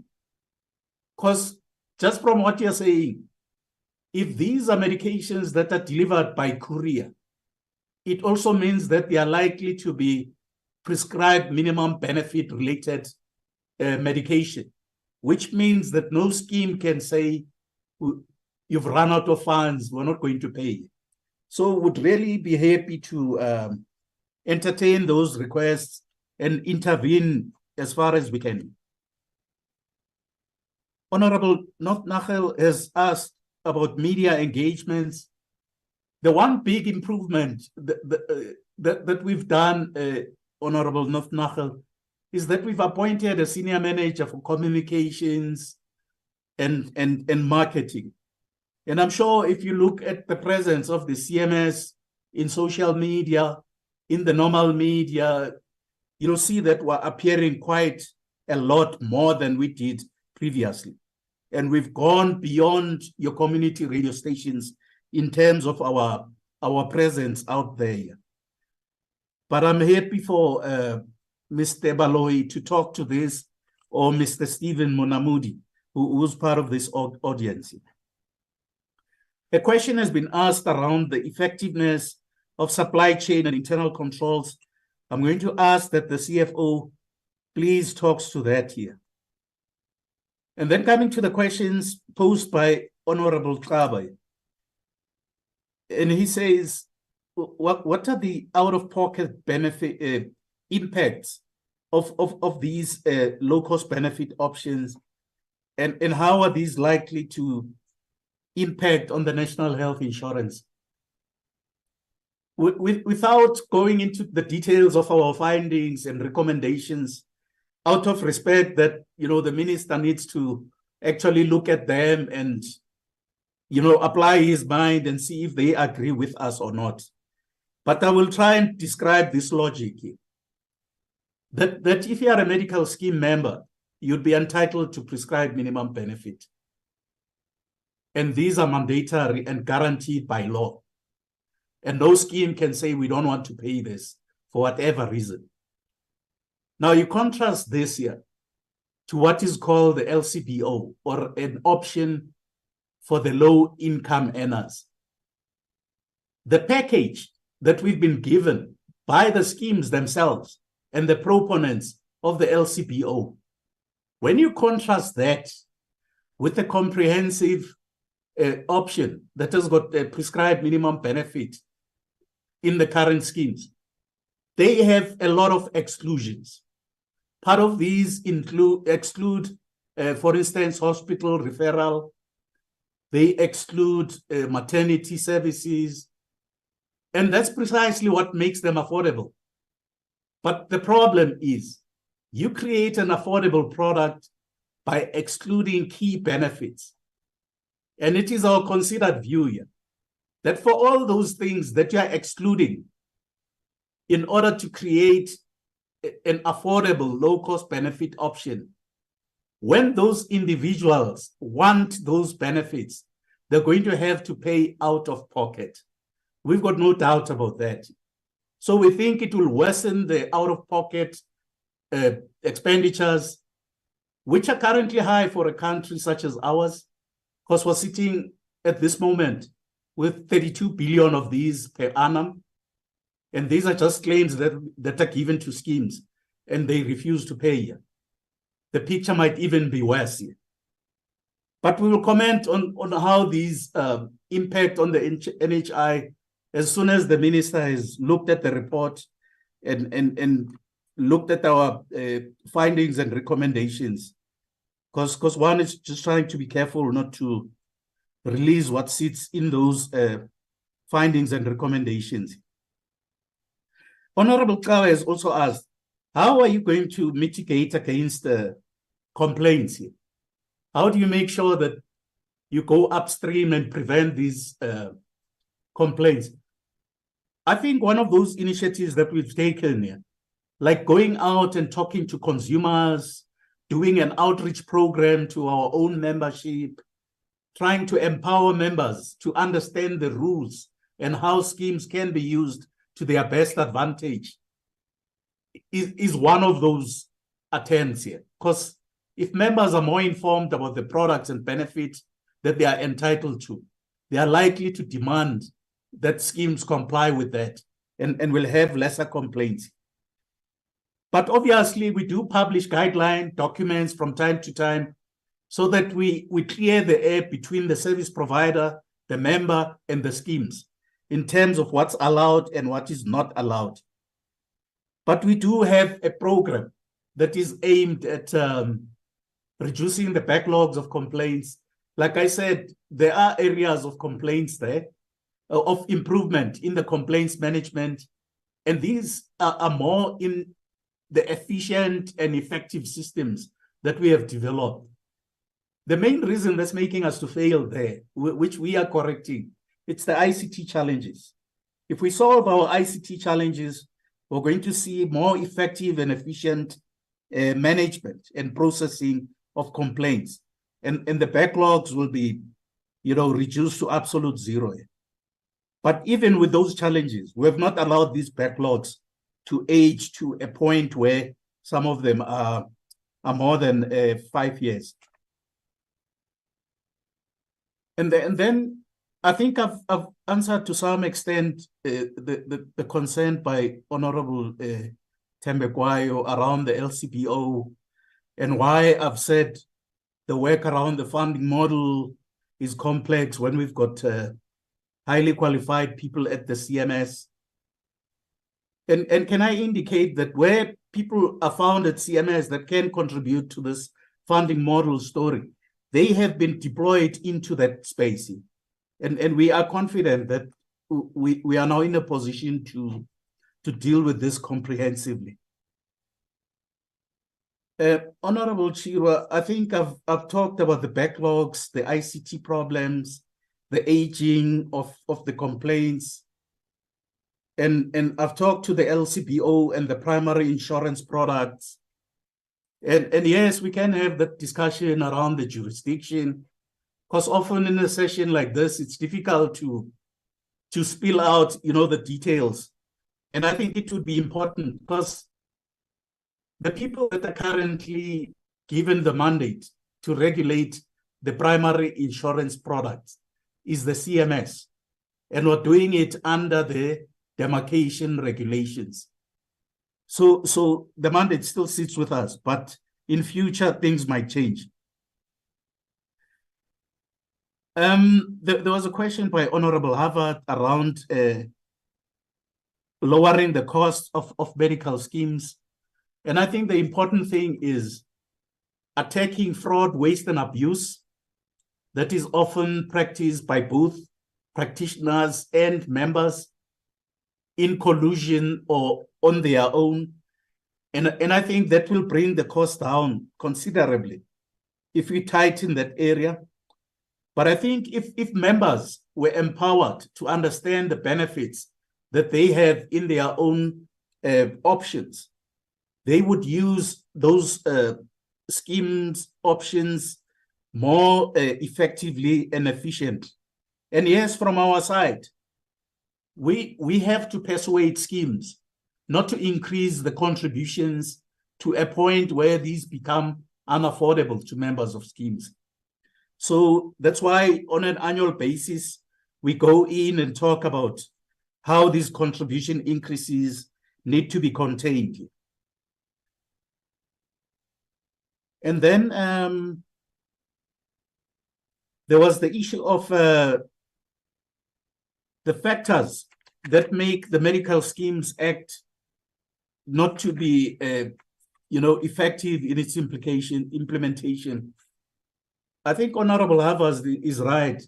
The current act that we're sitting with was promulgated in 1998, and there is a Medical Schemes Amendment Bill that was released in 2018 together with the NHI bill for public comment. But our understanding was that from that point onwards, the NHI bill was given first preference because it would have impacts on other acts, including our own amendment bill.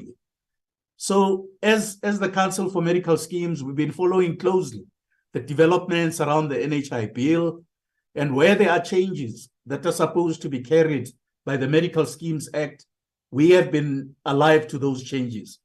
But we also know that as time progresses, you often get regulatory challenges that need legislation to back it up. And a good example is when the Section 59 investigation makes its recommendations, we already are thinking some of these can only be effectively implemented through legislation.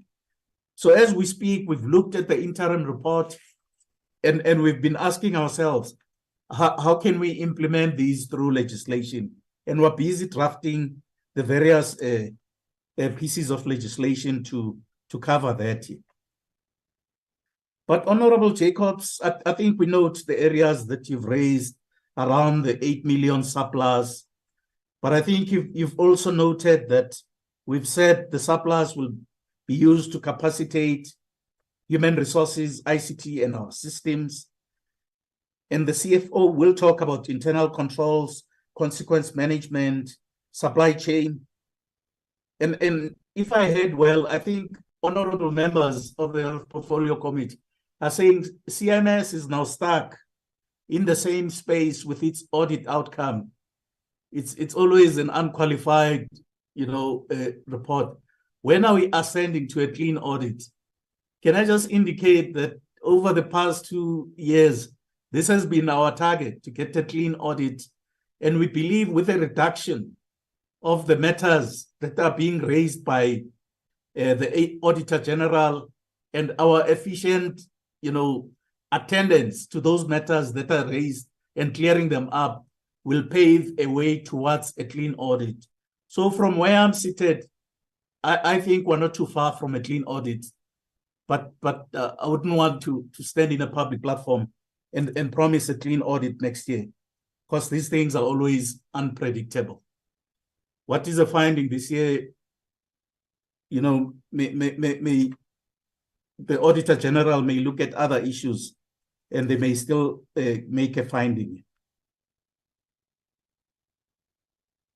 So, Honorable Chair, I wanted to pause there and maybe ask the CFO to address the issues of irregular expenditure, supply chain, the internal controls, the framework and other finance-related issues. And then we can see at the end of that, Mr. Baloyi can come in and talk about the media and in other areas. But I also invite any of my colleagues who wants to expand on some of the areas that I have talked to. Thank you, Chair.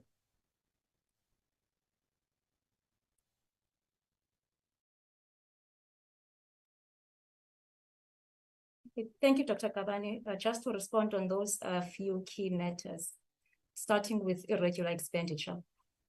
That for CMS has always been an issue, and we are intentional as management in trying to resolve that issue. Now, in terms of our plan, last year, in preparing for the audit, we went through in detail through our books, trying to identify any issues of irregular expenditure that may come up. Hence, we've picked up these contracts that link into contract management, and we had to declare this to the Office of the AG. Now, these are just 3 contracts that have been reported in the annual financial statements. To talk more to them in detail, the first one, we've already awarded in the 2022-23 financial year. Starting the 1st of January 2023, we have a proper contract. So the first one is sorted. The second one we've awarded on the 1st of September, now in 2023. So that one again is sorted. And then the last one, we had to re-advertise again. The bids were non-responsive. So it's out now on tender. So that again will be sorted as soon as possible. Over and above that, cleaning our books and trying to dig out anything that might not be compliant. We report on a monthly basis to the EMC, where we have a contract register that we would tell the executives which contracts are coming to an end. That's just to manage contracts ending and not being renewed on time. And also, we normally tell the executives 6 months before. Now we've revised that to 9 months before, just for risk assessment, to put in safety measures just in case, because we don't want to be in the same old situation that we were in before. So that's to manage contracts when it comes to contract management. We do have appropriate policies. We do have procedures in place. So now we're making sure that the implementation of that is proper. Moving to consequence management, we have a loss control committee within CMS, which is constituted in line with the PFMA compliance and reporting framework that's been issued by National Treasury. So when we look at the cases of irregular expenditure and so forth, we look at them in terms of the assessment and determination as required by the compliance framework. So the issue that we've had is mainly the volume and the capacity to look at all the cases. So the plan this year, because we don't want to have another paragraph in the next audit, which is the 2023-2024 audit, that talks to consequence management. We have 14 cases emanating from 2022-23, and we also have only 2 cases for the current year. Of the 2 cases in the current year, one of them is linked to the one contract that's non-responsive. So it's the same case as the previous year. And the other one has already been investigated and concluded, because that relates to the old matters of Section 59, which have been investigated and concluded and submitted to National Treasury. So as we incur more invoices, as we come to conclude the Section 59 investigation, those new invoices will be submitted to National Treasury. So those ones, that one is sorted. Of the 14 cases that we're looking into as the LCC, 80% of that relates to only 3 matters that we have started investigating, looking at the assessment and determination. In our next sitting, we'll be concluding those 3 cases and then moving to the few little cases that make up almost 20% of those 14 cases. And when it comes to disciplinary, we have recommended disciplinary to the executive officer, and that has been done in some of the cases where disciplinary is warranted. So that we take seriously as CMS. So that's something that we are doing. And also to further capacitate to assist the LCC where there are capacity issues. Supply chain is currently busy trying to get someone to assist us. So I understand that they've closed that process now, it's out for evaluation. So we are further capacitating the function itself to be able to resolve these matters speedily. So it has never been a matter of not doing the work when it comes to the disciplinary or consequence management. It simply has been the volume and the capacity.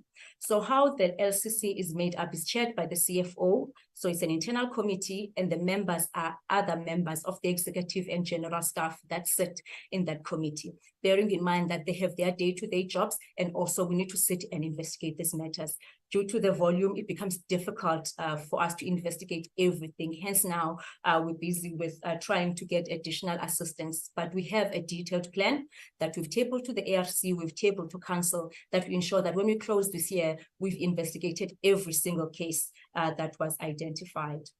So that's the matter with the irregular expenditure, the contract management, the plans, where we are thus far, and how the loss control committee actually works. Moving to the budget cuts. Yes, the budget cut would not affect us well. We do understand that the current economic environment and the fiscal environments that's being experienced by the state does not look so good. In solidarity with the state, we have given back 5% of the amount, the grant that we received from the National Department of Health. We understand that there are pressures. However, we also do have our own pressures that Dr. Kabane has spoken to, mainly the ICT pressures and also the HR-related matters. Just to give additional detail, honorable members, on the ICT matters, that just for this year, our new CIO, Dr. D, has prepared a detailed plan in terms of what we need over a 3-year period to be able to stabilize and also reinvest into our ICT. Just for the current financial year, we'll be investing 5.6 million in ICT. The next financial year, which is 2024-25, 14 million in ICT, and then the outer year, which is 2025-26, which is 7 million in ICT. That will be coming out of the surplus that we've generated. We have already submitted to National Treasury and the Department of Health a request to retain that surplus specifically for ICT-related matters, also HR-related matters that we have issues with. To move to the next question that talks to us not being compliant with the National Treasury Circular when it comes to the remuneration of council members, we are paying the rates as determined by the National Treasury in terms of that National Treasury Circular. The circular provides for either a daily or an hourly rate. CMS has been paying a daily rate instead of an hourly rate. Clarity needs to be given in terms of our policy, within our policy, why we've chosen a daily rate or why we've chosen an hourly rate. We're working in looking into our policy and also revising that. But the rand value itself is in line with the National Treasury Circular, which is the amount that's paid to our council members. But the issue is the daily versus the hourly rate that's prescribed by National Treasury, and we have not provided clarity as CMS why we have chosen the daily rate instead of an hourly rate. That was an issue that came out during the audit. And now we're looking into our policy to be able to provide clarity why we chosen which rate over which rate, and that again will go back to the Minister of Health once we've done that exercise for him to endorse how we go about remunerating our council members. That's what's in the pipeline currently. And I think those are all the questions. You will remind Dr. Kabane if I've missed anything. Thank you, honorable members. CFO, just on supply chain.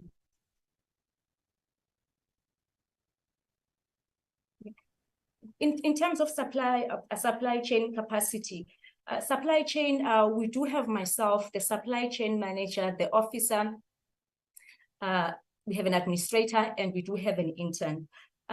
We would like to have an additional capacity member within supply chain. The issues at supply chain are the contracts management issues at this point in time, and the volume of the work that supply chain has. But because of financial issues, we are unable to resolve that as yet. However, it's something that's in the pipeline. So the amount of work within supply chain places a lot of pressure on the individuals within supply chain. You would understand, honorable members, that if you have a lot of pressure, then the risk of making small errors is elevated. So we want to just close that risk a little bit. So it would be good to have an additional capacity within supply chain, but it's something that we are looking into. We've asked our OD specialists just to come into supply chain and do a high-level diagnostic, just to see what kind of skills, and also benchmark with other institutions, the kind of skills and capacity that's required within supply chain. But we are working with what we have currently.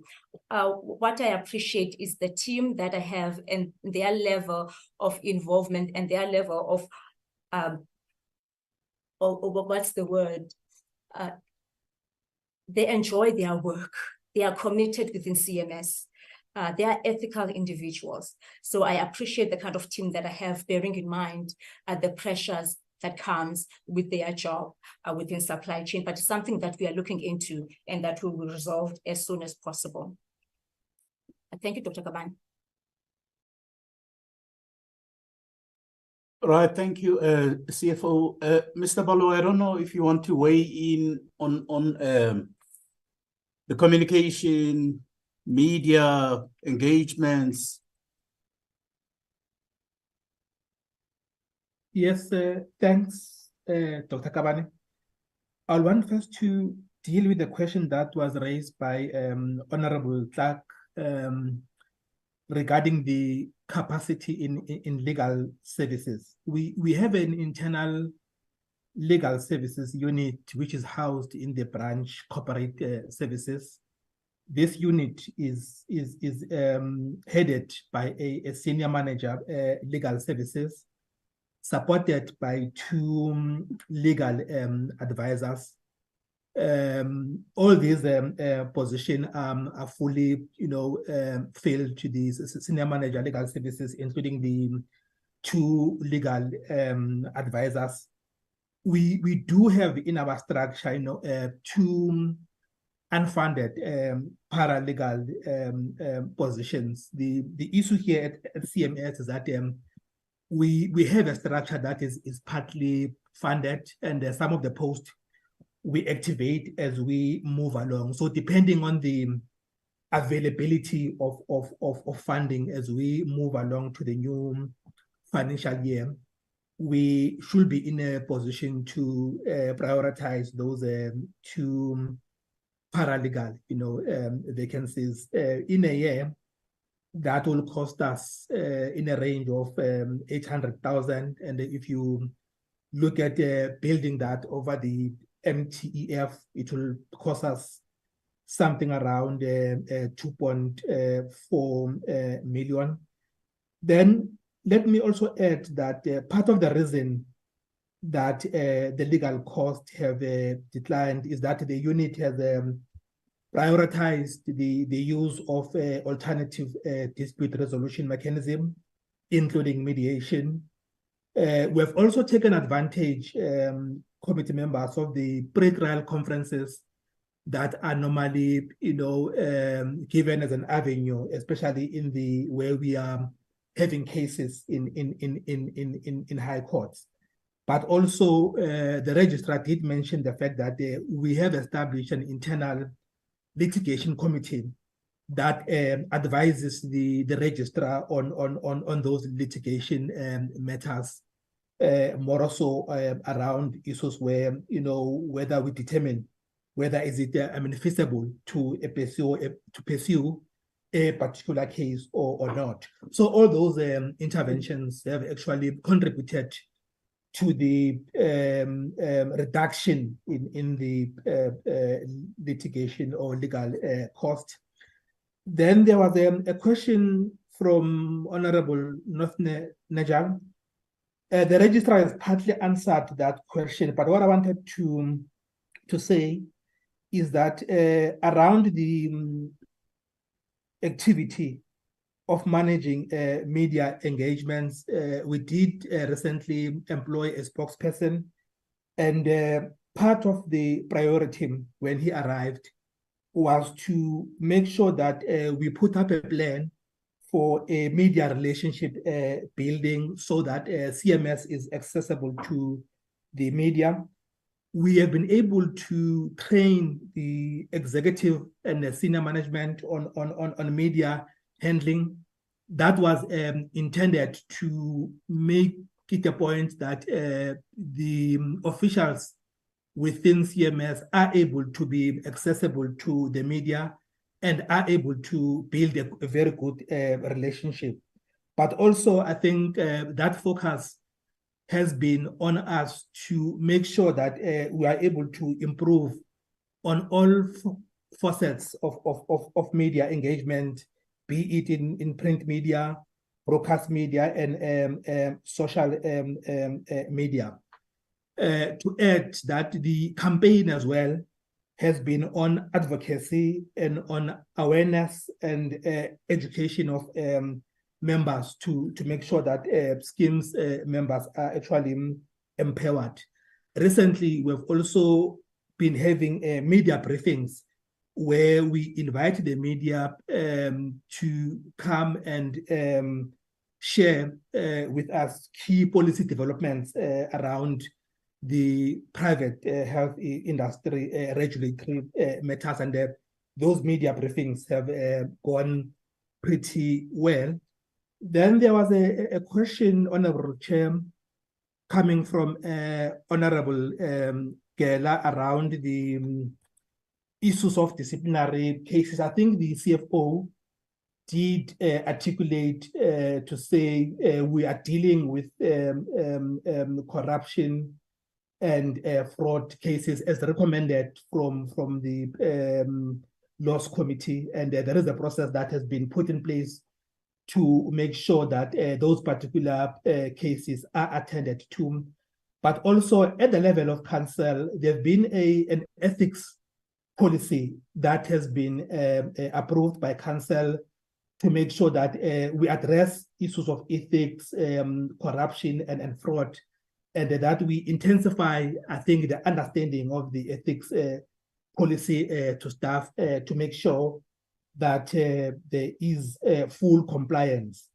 And also, Chair, to inform committee members that we have got an existing fraud and corruption hotline, wherein if those cases are reported, we deal with them through a process that goes through the audit and risk committee. We are able to appoint investigators to basically deal with those cases and have recommendations as to how CMS addresses those reported cases. Then, Honorable Gela, you have also raised a question to say, how are we dealing with disciplinary cases that relate to individual employee poor performance? I must say that as CMS, we've got a very progressive performance management policy that deals with the underperformance of staff. But I need to say that the policy is progressive in such a way that it focuses firstly on supporting the individual staff member to correct the situation of underperformance. We give the necessary support, we give the necessary training and counseling. And when all that have failed as interventions to deal with underperformance, we will then resort to a formal disciplinary process, which will culminate in the exit of the employee being charged with that underperformance. Thanks, Registrar. Right, thanks, Mr. Baloyi. Chair, I think we've tried to cover. Oh, I see my colleague Mamsi wants to come in and talk to the complaints. But after her, that would be the total sum, Chair.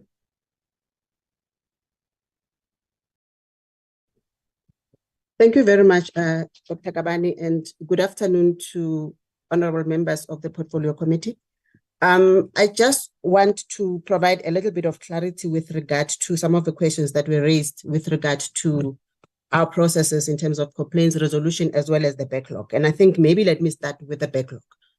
Currently, CMS does not have any backlog cases that extend beyond 150 calendar days. And the total tally of cases that have aged beyond 120 calendar days, which is our turnaround time, is only 8. So we do not have a backlog spanning more than that period, as I've mentioned. We've streamlined our processes in such a way that we prioritize resolution of complaints to the benefit of beneficiaries. And at the beginning of the financial year that is under reporting at the moment, we had streamlined our processes and reduced the turnaround time from 120 working days to 120 calendar days.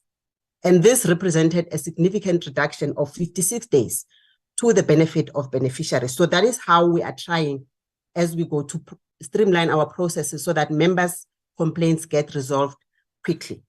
A very high number of the overall complaints that we resolve have been resolved within 60 days. And it is only those cases that are legally or clinically complex that may age beyond 120 calendar days. And even then, that is why we have an indicator that monitors that, because even then we try and resolve those cases and prioritize them. So currently the 8 that have aged beyond 120 calendar days will be resolved before the end of this month because they are at the very tail end of resolution and rulings will be issued before the end of this month. So I thought that is important that we clarify that. And also important to note that when we began the 2022-23 financial year, CMS was sitting at 0 backlog. We had resolved all the historical backlog and we did not carry any historical cases into 2022-2023. So I think that is something that we need to just clarify, that we don't have cases that span more than 150 calendar days. And there was also a question about what are the trends or issues that we are seeing in member complaints. And I just want to report that majority of the cases that we deal with relate to payment of benefits, and that may vary from exclusion of benefits in terms of the registered rules. It also includes short payment or non-payment of PMB related services. And in those cases where we find transgressions by medical schemes, we definitely issue rulings compelling those schemes to act accordingly. So we are able to provide the portfolio committee with a report that details how we resolve the complaints, as well as the split between the number of complaints that we've resolved in favor of members vis-a-vis the number of complaints that we've resolved in favor of medical schemes, where the facts also warrant that. So we are able to provide that report. Another category or trend that we see that recurs from time to time relates to pre-authorization. And this one, in terms of our analysis, what we're seeing is that there normally is a lack of understanding from the beneficiaries in terms of understanding their benefit entitlements, also understanding the pre-authorization terms and conditions as they are communicated. And that, I think we also cover ourselves in terms of the outreach programs that we do, where we try and educate members in terms of how to better understand their benefits and how to get involved and not leave pre-authorization to third parties such as your hospitals or your doctors' rooms. So that is also one way that we encourage and educate members.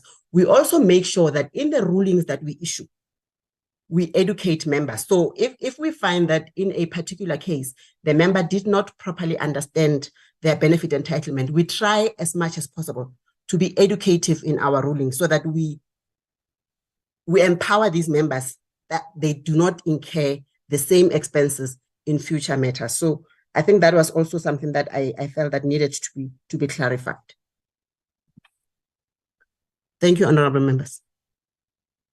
Right, thanks, Mams. CFO, I saw your hand earlier on. Do you want to be the last and No, close? sorry, Dr. Gabane. No, I made a mistake. Sorry. It was an accidental hand. Yes. Chair, that's the sum total of our inputs, but we do understand that we may need to provide additional reports, for instance, around complaints, how they are aged, the various rulings, the source of complaints that my colleague Mamsi has just talked about. But I've also promised that we'll provide a report around the schemes that have been using members' savings to pay prescribed minimum benefits and how we have dealt with that. those reports will be provided post these discussions. Thank you, Chair. Thank you very much, Dr. Kabane, Ms. Zinja, everyone who have contributed. We appreciate this very thorough discussion. We will then move on to the presentation from Dr. Barry Kisnasamy and his team. So Dr. Kabane, yes, once again, and Dr. Makwane, Sinja, thank you very much. Is there anything else you want to say in closure, or can I just move on?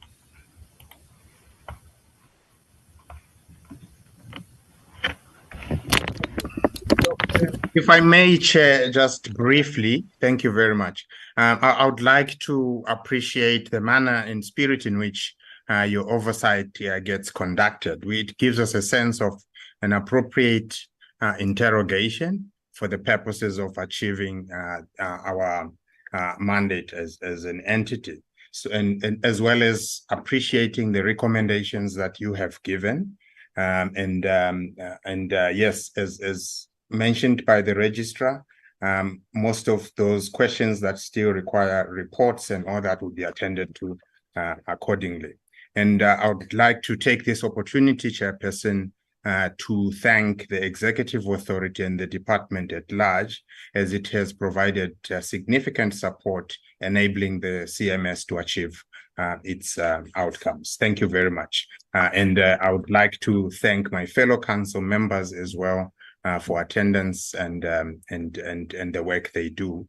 As I said earlier in my introductory remarks, Chairperson, our term has come to an end, so you'll be seeing other council members in the next presentations. Thank you. Thank you. We are seeing so many of the board's terms coming to an end, so it's going to be exciting who will be coming in. And in our case too, our term will come to an end next year, and we will have to see who the new portfolio committee members are. But thank you very much for those good words. I'm going to hand to Dr. Barry Kisnasamy. You're welcome to stay on. You're also welcome to leave. Yeah, I'm talking to CMS, not you, Dr. Kisnasamy, so that we are able to continue with our work. Continue. Thanks, Chairperson, and good afternoon to the portfolio committee members. Chair, is my slideshow showing and audibility? Yes, it is showing. I'm not sure whether I see our deputy ministers also joined. I think he's put his camera on so that I could note him. So you are noted, Dr. Sibongiseni Dlomo. We're very thankful that you are going to be listening. And maybe if you want to make an input or two, I'm not sure whether that is allowed in the system, but thank you very much for joining. Yes, Dr. Kisnasamy, we can see your presentation. You can please continue. Thanks, Chair. Sorry, when I'm sharing, I can't see, so I want to acknowledge also the presence of the Deputy Minister. There are colleagues that are joined from the trade unions in the mines and work sector, from the Minerals Council, from international partners that work with us, particularly on the research activities, from the universities. So and then our different governance committees that are here, Audit and Risk, Risk Committee, and the Advisory Committee, and also partners that we work with, Chiamiso Trust, some of the class action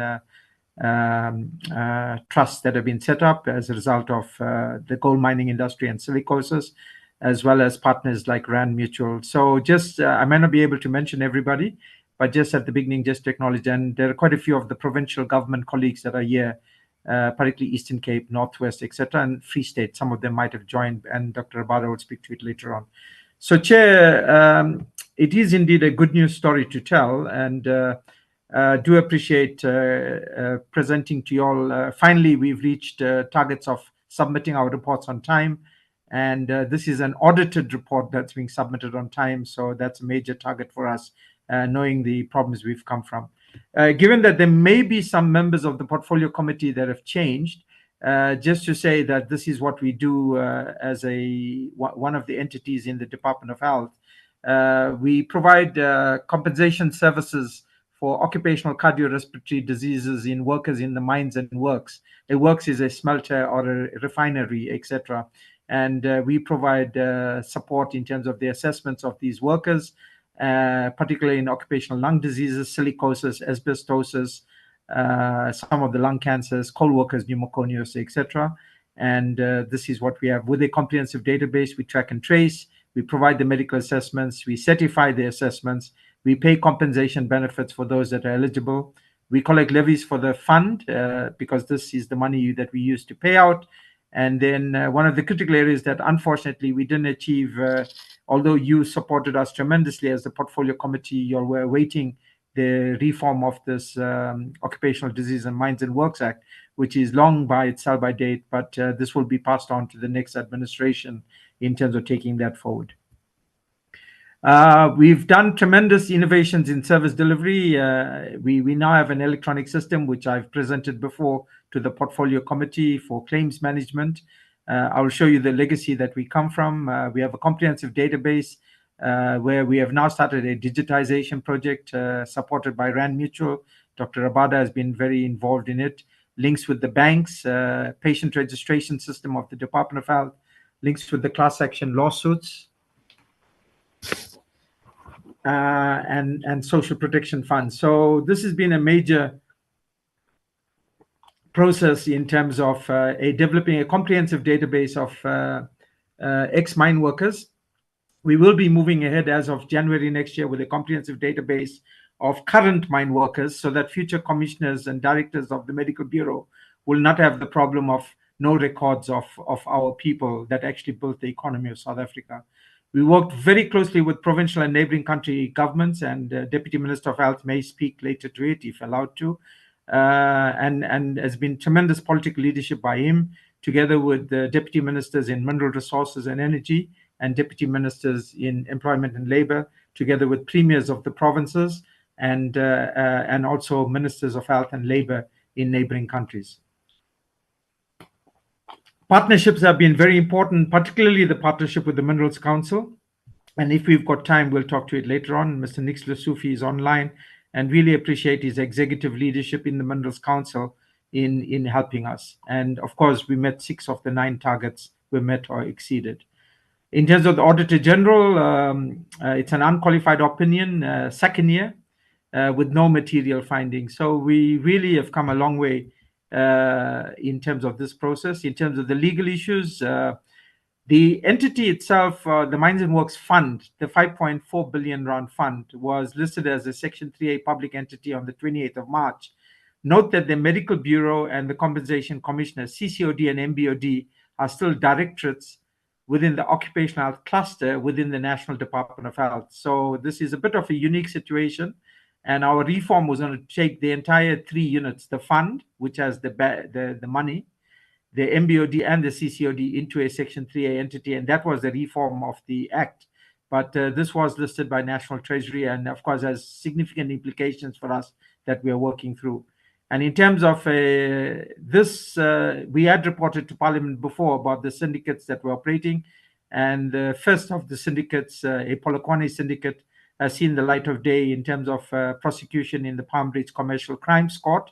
This arises from investigations in 2017-2018, subsequently registered with the Hawks, and the prosecution authority has finally brought it to light. And this has happened in this financial year under report, and is currently underway in the Palm Beach Commercial Crimes Court. So there is some light at the end of the day where people would do harm to our people, touts and try and fraud people out. So there was no fraud on the fund, but it was fraudulent behavior for claimants and other people. This is what I inherited in 2012 when Minister Motsoaledi appointed me as the Compensation Commissioner. And a public works building, the lifts don't work. 1 room of files, each file represents a claim, and the ex-mine workers, they cried when we showed them what we had inherited in terms of a broken down system. And I'd mentioned before that the system essentially broke down in 1973 when black workers were brought into the system wholly, and we lost the ball in terms of the issue. The telephones don't work and inputs. So this was reorganization of the files. And we had, prior to 2012, we had 7 years of disclaimers by the Auditor General. Within 1 year of taking over, we moved to a qualified audit on revenue. We had managed to sort out the payment system, and subsequently in the last 2 years, then ultimately a qualification on revenue, and then ultimately an unqualified audit over the last 2 years. Highlights: continued support of the Minerals Council and social partners, approval of the actuarial valuation report, which is very important for our fund, the Auditor General's report, working quite closely with partners, the Class Action Settlement Trust. Members will recall the Shiamiso Trust, a 5 billion rand class action settlement, single largest class action in the history of mining in the world, in terms of silicosis and TB. And I serve also as a trustee by way of the minister's appointment onto the Shiamiso Trust, and some of the members are present at this meeting. We're working very closely with the Mine Workers Provident Fund, Sentinel, etc. Because as we went up this ladder of unpaid benefits to the mine workers and workers in mines and works, we discovered there were, which I'll talk to later on, about unpaid benefits. Working closely with provincial neighboring country governments, and then, of course, the recovery from COVID. In terms of business processes, we certified 10,212 claims. So this is a recovery from COVID. It still didn't meet target, but at least it virtually doubled. We finalized 6,600, about 7,000 claims. We paid about 200 million rands in this financial year in terms of benefits, compared to 140 million in the previous year. We collected 150 million through levies, and we inspected 121 mines in terms of payment of levies. And then we've linked the databases, and Chair, if we have time, we will demonstrate the linked databases, the master database, as well as the digitization project. So you can see some of the banks that have already come in and shared the information. And I did tell you that the information regulator had given me permission in terms of the POPI Act to actually share information and link. And hence, we currently are linked to FNB, to ABSA, and to Standard Bank as well, thanks to Dr. Botus, the operating officer who's out. But in the previous financial year, we had already linked up with African Bank and Capitec, Shiamiso Trust, the patient registration system of the Department of Health, and of course SASSA. Every quarter, we have a data cleaning process with SASSA. So this helps us with tracking and tracing of ex-mine workers, particularly overlapping with SASSA. We have a functional call center, and we have a website. So very important is the demonstration of the digitization of files. So I showed you the legacy that we inherited with physical files. We currently around, as at the end of September, about 86,000 files have now been digitized. And Dr. Abada will speak to it later on together with Kat van Heerden, again, and show you physical files. We might make a special request at that stage if it's possible for non-recording, because these are live files that we'll discuss with you.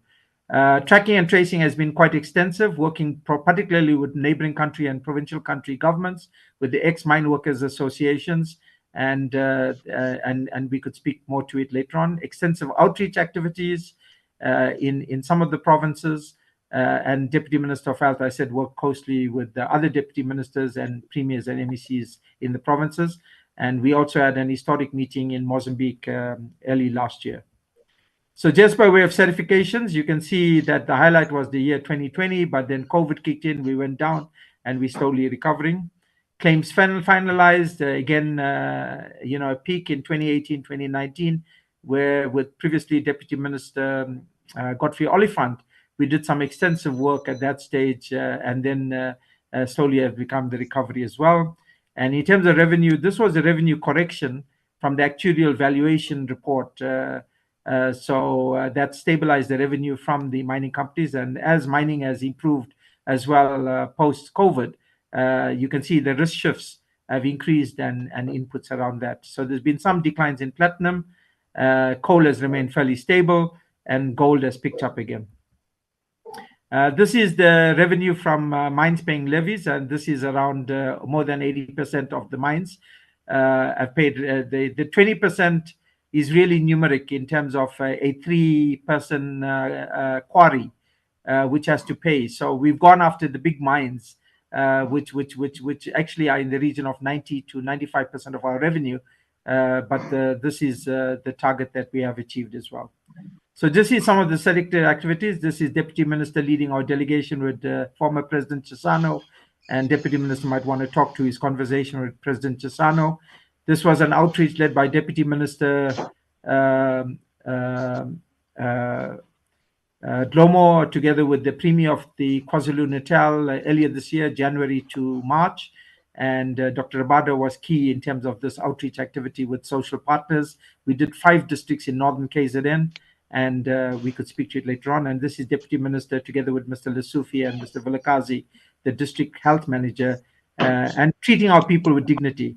One of the highlights, this is the road to Pongola, the road passing Pongola on the way to Eswatini, and there's some mountains in the background. We launched a satellite dish. So we harness because we now have online systems, we didn't depend on mobile technology anymore because we had problems with mobile technology in deep rural areas.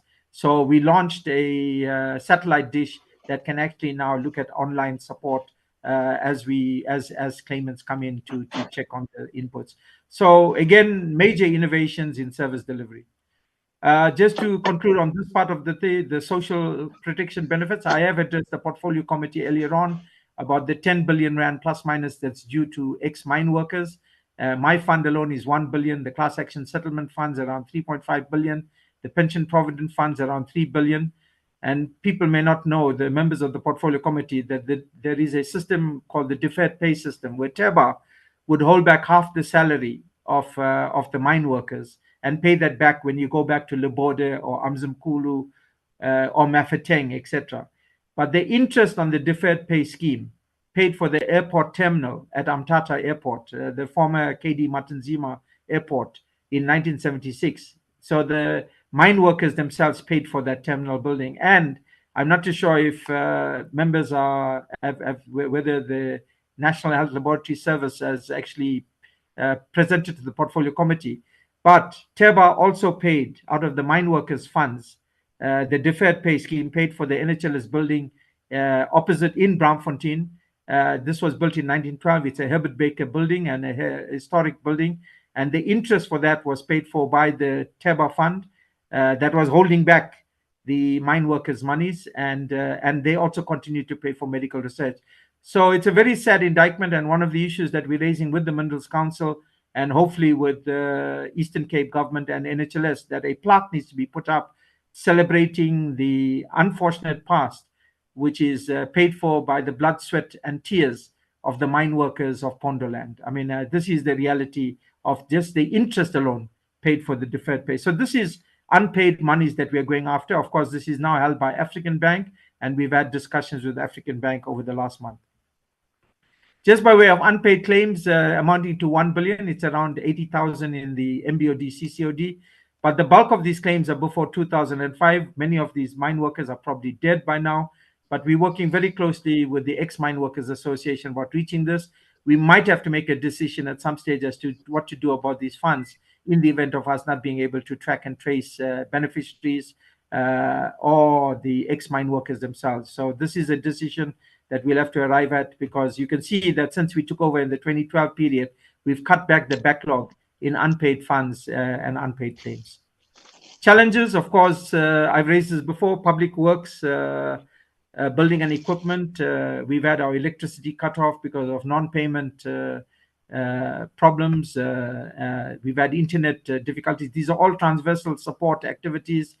We are engaging with the Director General and through Dr. Anbin Pillay to try and resolve some of these issues, because we're not a pure entity, unlike Council for Medical Schemes or SAPRA or the Office for Health Standards Compliance, etc. So in a sense, I'm dependent on transversal support for transport, ICT, buildings, payment of electricity, etc. So these are some of the issues that have faced us in the challenges. We also have the decentralized health facilities in Amtata, Carltonville, Beggersfort and Kuruman, and they've also been limping along, and further discussions are needed in terms of sustainability of these inputs. The TB in the mining sector project under the Global Fund has stopped funding the neighboring countries' one-stop service centers, which has also created stress for us. And we are in engagements with the Global Fund within South Africa and in neighboring countries in terms of resuscitating this process for the mine workers. We've had repeated service requests, and Dr. Bada later on will speak to the issues around our outreach. The Deputy Minister might want to talk as well about the service requests from provinces. We need to upskill our human resources tremendously in terms of the 4IR process and the online systems from physical files, and of course human resource planning. I'm quite dependent at the moment for technical skills in finance, medical, etc. from an ICT, like launching the satellite dish from the Minerals Council support, which is fantastic and taking forward, but we need to do more work on that. And of course, the Auditor General has raised their concerns around the risk committee, which I've raised before. This is a committee that is chaired by the Chief Inspector of Mines in Mineral Resources, and it's not been very functional. So the amendments, the draft bill is ready, but we've had to engage with State Law Advisor and the cabinet processes. So this will only go through in the next process. We've been assured we in the final discussions with State Law Advisor, and then we'll prepare the certificate, and then it goes through the cabinet process, and then will come through. Funding for service delivery is a problem. This is seen as an unfunded mandate by the provinces and neighboring country governments. They view it as the mining companies have caused the problem. Can the mining companies resolve the problem? We've said yes, the mining companies have come through the party, through the Minerals Council, and we appreciate that. They provide about 60 million a year and matches government funding in terms of some of the aspects in terms of technical support. So we very much depend on the voluntary levy support of Minerals Council, and through Mr. Nix Lesufi, Mr. Mahapa and Pitso and Dr. Tutula Balfour, they've been really great in terms of helping us at the Minerals Council. Continuation of activities, we're moving quite far into computer-aided diagnostics. This is work in X-rays to improve on the operational efficiency of the internal operational efficiency, but ultimately this will be field tested as well. We are looking at how to fund it because this doesn't come, it probably comes in around 30 to 50 Rand per X-ray read by computer-aided diagnostics. And the exposure algorithms goes on the years of service and the type of work that the mine workers have done. The one-stop decentralized services I pointed out needs to be supported, and we're looking at funding on that. Of course, compensation is a last resort, continuing with prevention interventions. And I'm glad to note that the mining industry, through a major program, Masoyisa, ETB, has now moved on to wellness, but the TB rates have virtually come in half the general community rate. So it's around 250 per 100,000 in mines and works compared to about 500 per 100,000 in the general population. So the prevention interventions have kicked in, dust control measures, etc.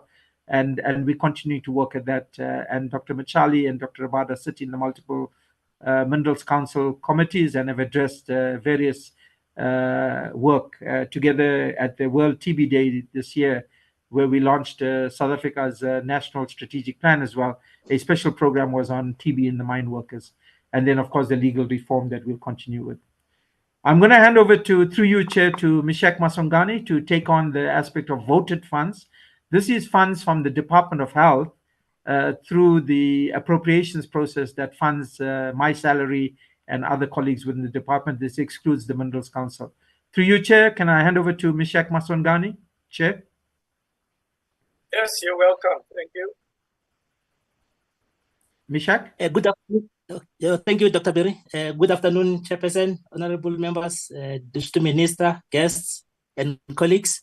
So I'll be presenting the voted funds financial report. So the current slide is the voted funds expenditure trend for over 3 years, from 2021 to 2023 financial years, also including the current year budget. So for 2021 financial year, we spent a total of 60.8 million rands. For 2022 financial year, we spent a total of 59.2 million rands. For 2023 financial year, we managed to spend a total of 53.2 million rand. So for the current year, 2023-2024, we were allocated a total budget of 68.4 million rands. Next slide, please. So the current slide, it's the voted funds expenditure actual versus budget for 2022-2023 financial year. So under compensation of employees, who are allocated a budget of 34.4 million rands, out of which we managed to spend 33.7 million rands, resulting to a total spending of 98%. So under goods and services, we were allocated a total budget of 33.6 million rands, out of which we spent 16.7 million rands, with the under expenditure of 6.8 million rands.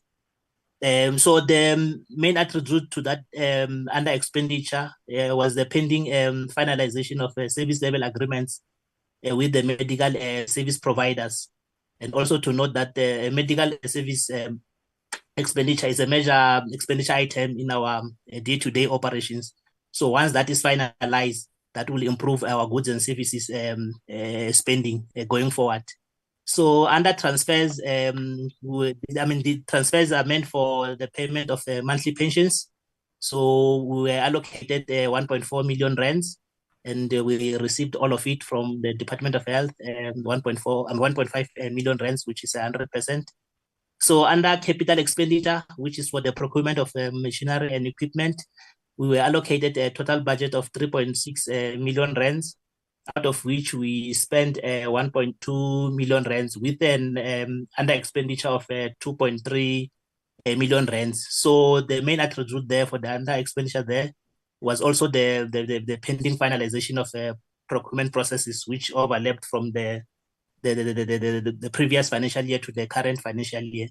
So overall, for 2022-2023 financial year, we were allocated a budget of 63.2 million rands, out of which we spent 53.2 million rands, which resulted to, the overall spending of 84%. I'll end there. Thank you. Thanks, Chair. I'm going to go on to thanks, Mishak, who is the Director of Finance. Chair, through you, I'm going to hand over to Mr. Thembi Mama, the Deputy Commissioner, to present the financial performance of the fund itself. Through you, Chair, Ms. Mama. Thank you, Commissioner. Good afternoon, Chair, Deputy Minister, honorable members of the Portfolio Committee, guests and colleagues. I'll be presenting the financials of the fund, starting with the financial performance of the Mines and Works Compensation Fund for the last few years. In my presentation, Chair, I will concentrate on the current year, 2022-2023, starting with the levy income of 120 million, which went down because of lower risk shifts from the mine, and going to interest received, which went up to 323 million as the interest rate increased, and going to other income with the increase to 633 million, and this is mainly due to the reduction of the provision liability from the actual valuation report, leading us to expenses of 283 million, leaving us with a surplus of 794 million. Next slide. Thank you, Commissioner. And going to the financial position of the Mines and Works Compensation Fund as at 31st March. In line with increase in interest rate, it grew our investments to 5.3 billion. Going to receivables, with the increase, because we did well with our data recovery, our provision for bad debt is reduced, hence the increase in receivables from 17 million to 28 million. And cash and cash equivalents of 51 million. This goes up and down as per operational requirements of the organization. And in line with our accumulated surplus for the year, the fund is in a surplus position of 2.4 billion, mainly due to interest received and reduction in provision as per the valuation report. And going to trade and other payables of 93 million, the decrease is because we were able to refund mines that have paid levies without being controlled.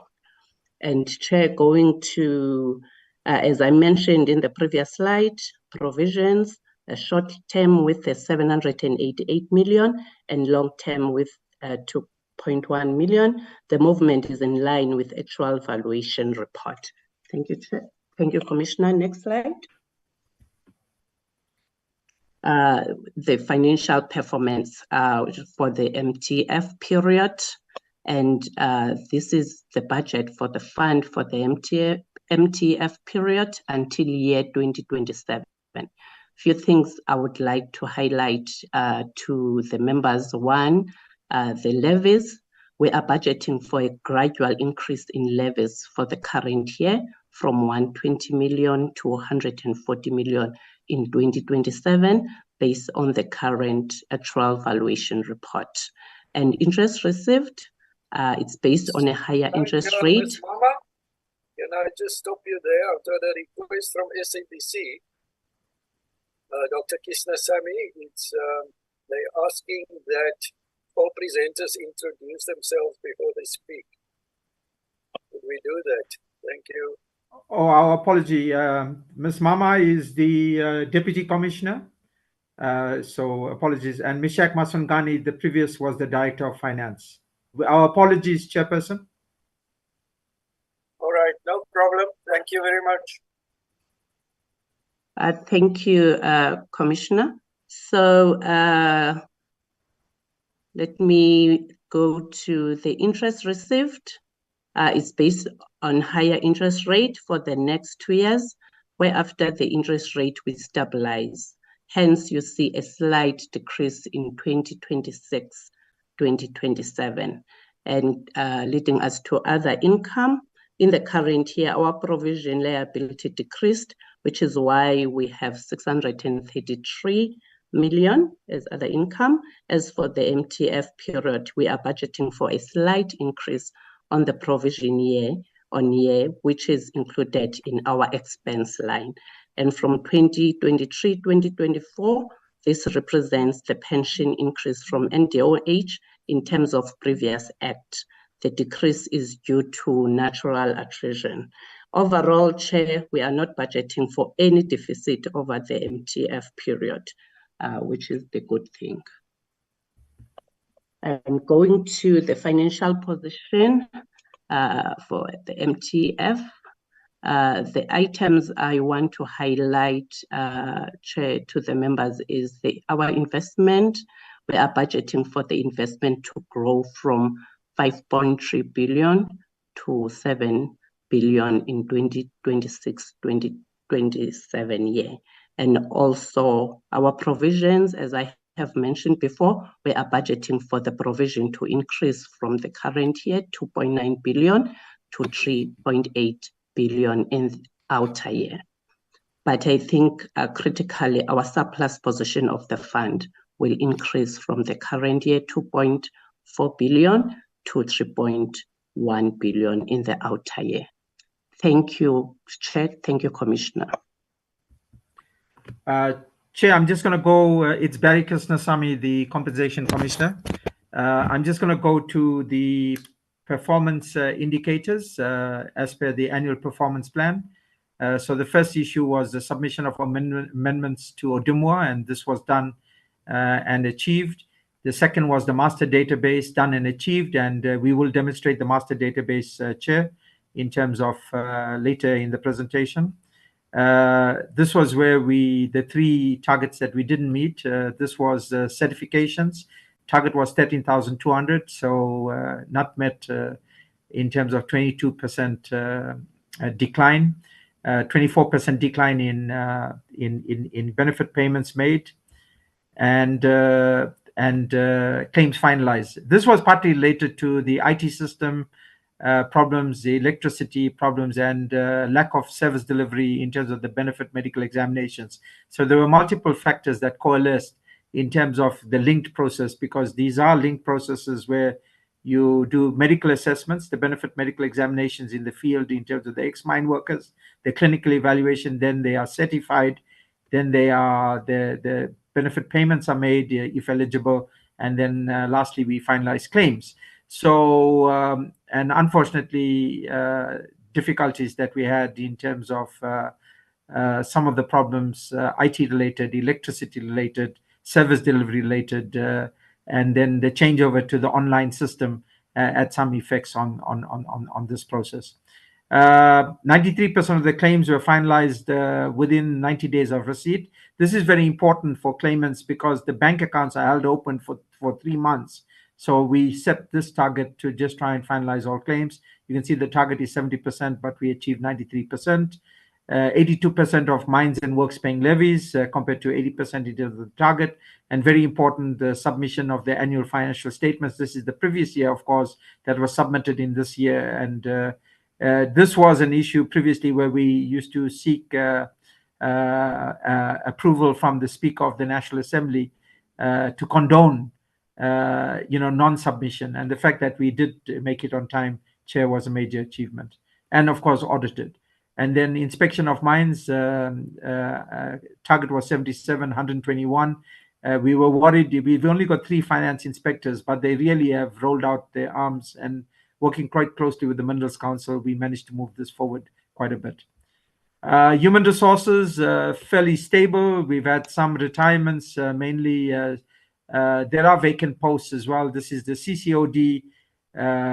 We've got the profile in terms of race and disability, profile of the Medical Bureau for Occupational Disease. So about 75 full-time staff. The bulk of the posts are below level 7. So these are mainly clerical posts. And that's one of the issues about the upskilling that are needed. So you can see the bulk of the posts are in the region of 7 and below. And that's one of the issues that we'll have to deal with over time. And the technical support comes from the Minerals Council in terms of financial management, information, communication management, some of the outreach, service delivery activities, and of course the medical doctors. A very important issue is that the director's position, which Dr. Machali holds as seconded, is not a funded position. And that's one of the difficulties that I face in the department. We've had discussion with Dr. Anban Pillay, and we're continuing the discussions about, given the cutbacks in government, as to what it means for us in terms of maintaining at least some level of operational readiness and support as we go forward into the MTF period. Just by way of acknowledgement, really everybody has done heavy lifting, the governance committees, working with provincial and neighboring country governments, especially ministries of labor and ministries of health.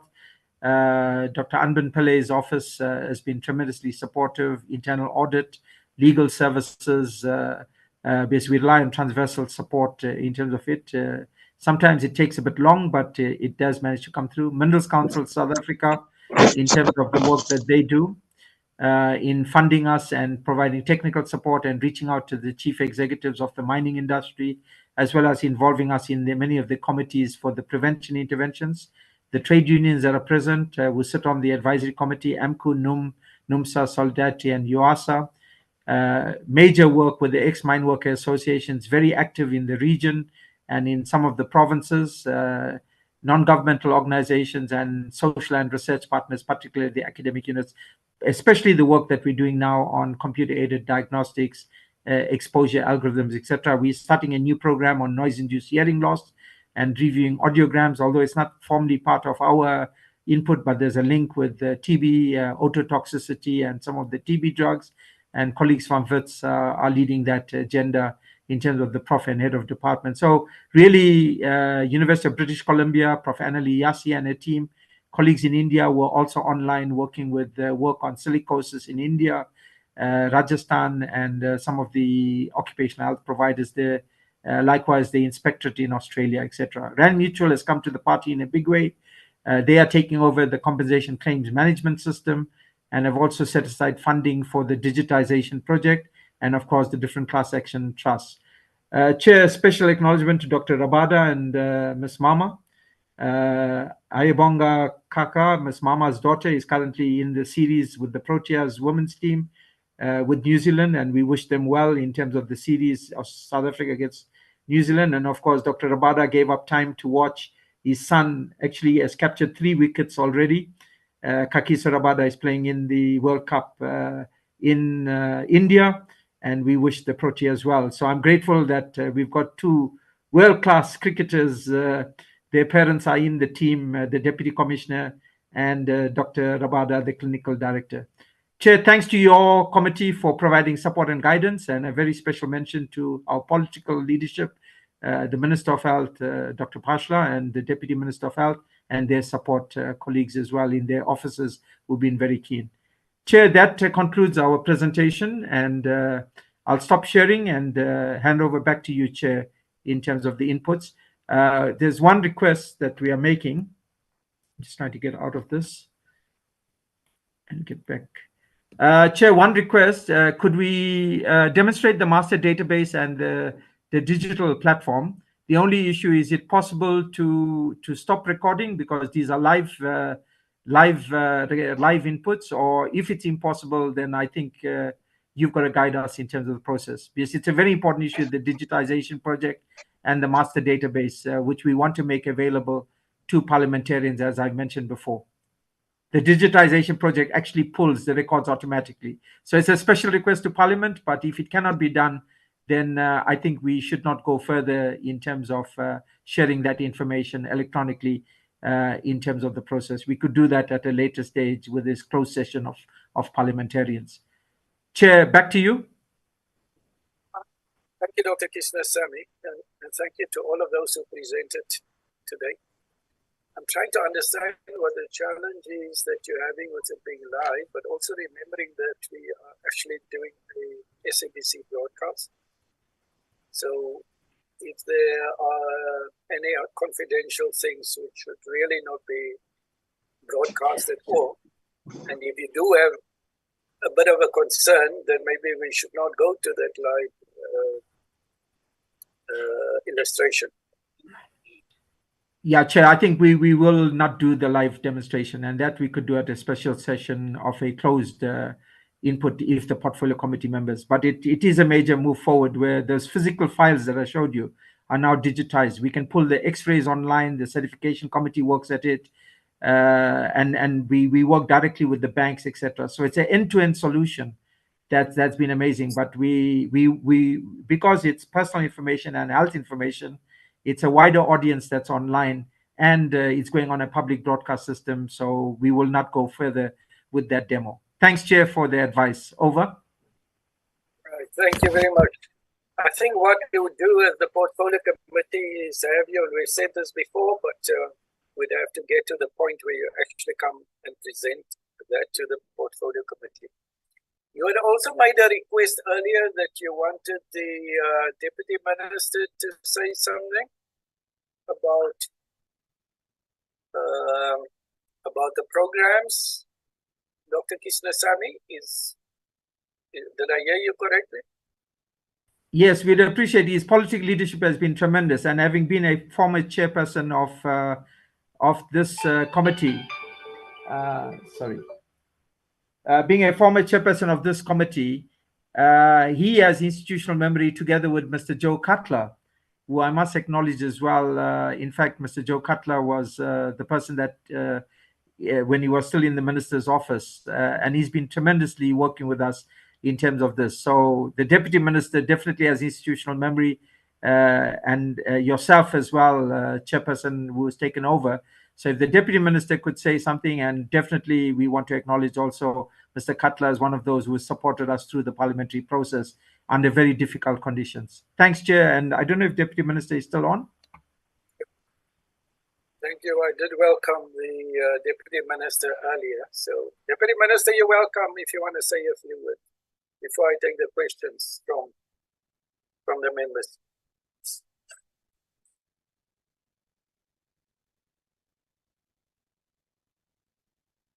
If not, Dr. Kishnasamy and your team, thank you very much for those presentations again. You can see that the hands went up and all day long, and yesterday also the committee members have been raising some very good points, very interesting points, very informed and well thought out points with all of the presenters, as I am certain they will do now with yourself. But before they do that, just from my side is to commend you for maintaining an unqualified audit with no findings and not having had any material non-compliance with the legislative requirements, and also the fact that you did not have any significant deficiencies in internal control. You were able to address the matters raised in prior audit cycles according to the AG, and we'd like to encourage you to maintain these internal controls, especially relating to financial management and good governance in order to sustain your audit outcome.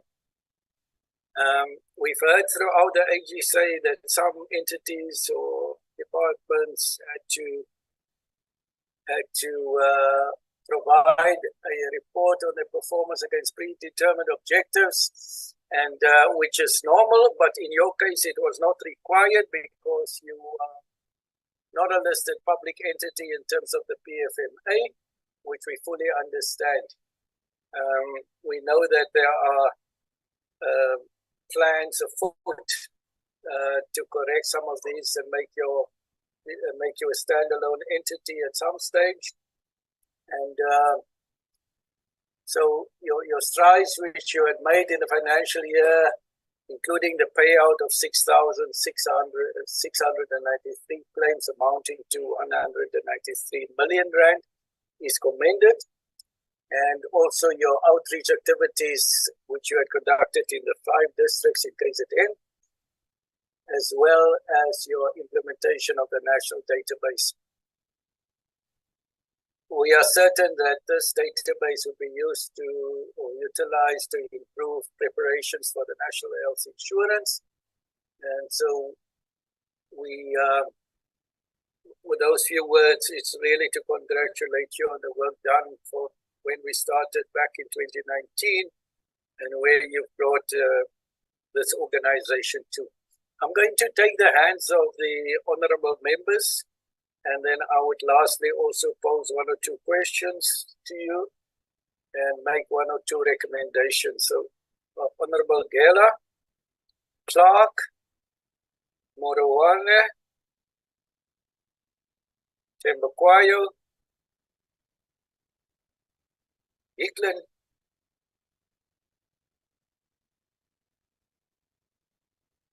Harvard, Kaba, North Narkle.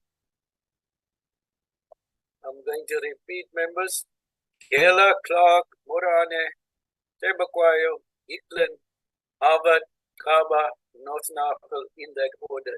Thank you. Thank you very much, Chairperson. One must comment the good work that CCOD is doing in terms of responding to the challenges that ex-mine workers were faced. And I remember in 2019, when you came and present to us, the filing system was just a mess, but now we can see that there's a lot of improvement.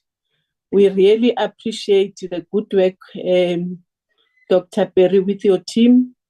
And also we really appreciate that we see a progress, because now ex-mine workers are being paid, and really we've seen the roadshow when you were visiting provinces, and you are still going to other provinces that you did not cover.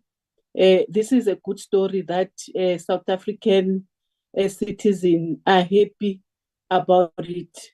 because it's been long overdue for compensation of ex-mine workers. We really applaud the good work that you are doing under the leadership of Dr. Phahla,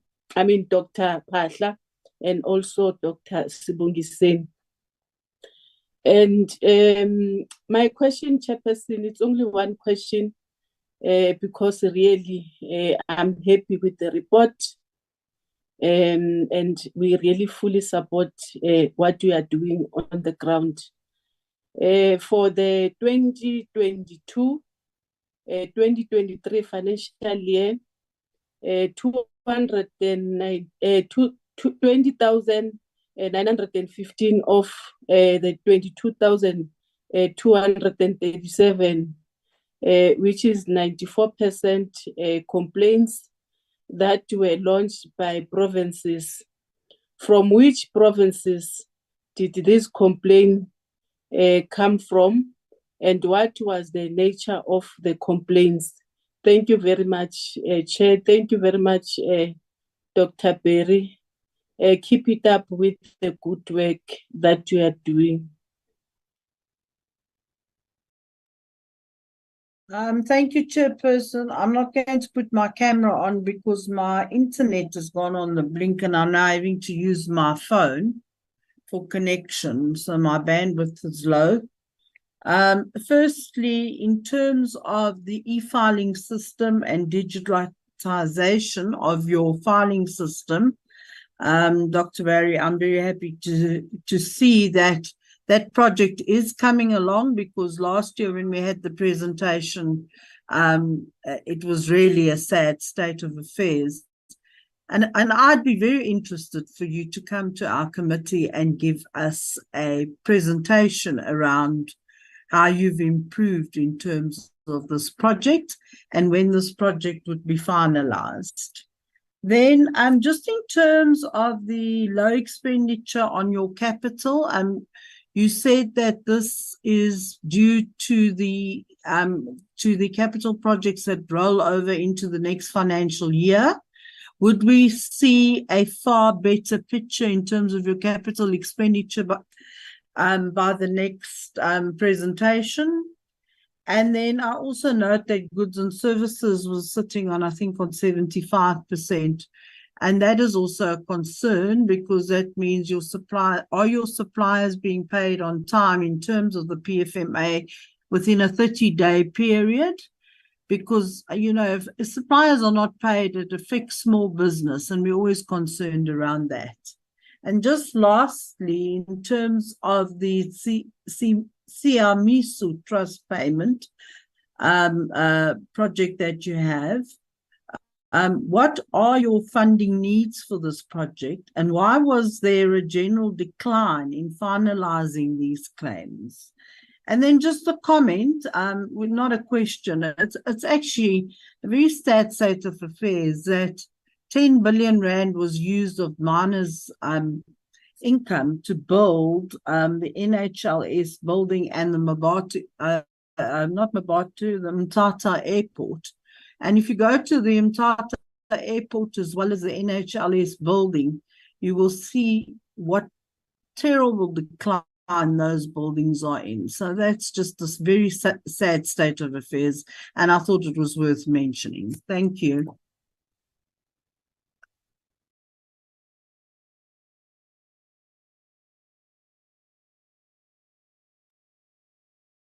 Honorable Morane. Otherwise, Honorable Tembekwayo. Yeah, I've got a network challenge. I was trying to locate a clear place, Chair. I don't know whether I'm audible. We can hear you. But it's fine if you have a challenge. We can move on to Dr. Tembekwayo. Thank you, Chair. I've got just one question, and it's a repeat of the question that I had in 2021, during the time when the committee came to present. And if Dr. Chris Nesami can remember, maybe, I did raise a matter of Mr. Amos Sibuyi in the Portfolio Committee on Health in November 2021, just before we closed. And the doctor was the presenter that day.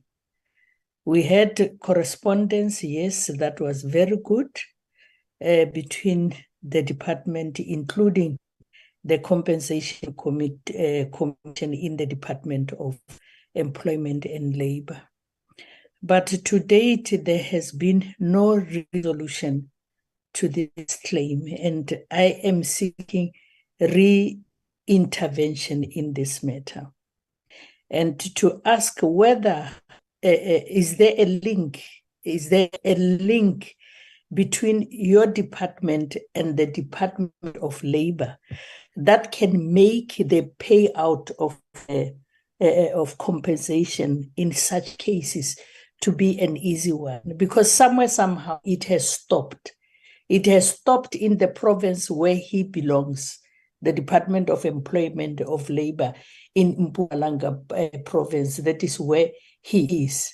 No one is saying anything, no matter what I can say or do or any call, which is a problem. So I have asked the intervention also from the minister, but I'm still waiting for the reply. Can you at least try to intervene in another way of some sort?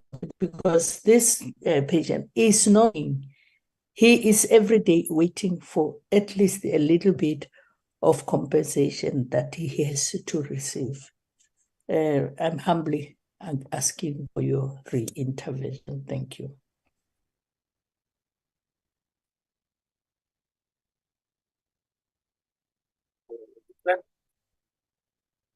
Thank you so much, Chair. Dr. Rabada, I am so pleased I'm finally on the health portfolio so that I can be the official KG stalker #1 on this portfolio. It really brings my heart a lot of good. Back to the presentation. Thank you so much, everyone, for this presentation. May I ask, I know that you mentioned the challenges that you are having with the ODMWA, the Occupational Diseases Mine Workers Act. Do you have any clear time frame when you think this actually will be brought into being? When will the amendments actually be brought forward, and when will it materialize? You have a number of HR issues. Do you know when those will be resolved? Do you have a mitigation plan? Do you have any plan in the works to address the HR challenges that you have? And I know you said that you had an MOU with the Minerals Council. Is it formalized or is it just on a handshake? I know that you're getting a lot of support from them, but is it a written MOU, and is there anything down in writing that you can act on at any point? Thank you so much. I leave it there. Thank you, Chair.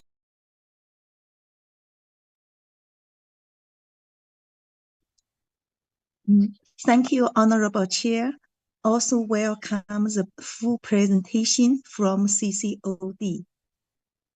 I just have one question.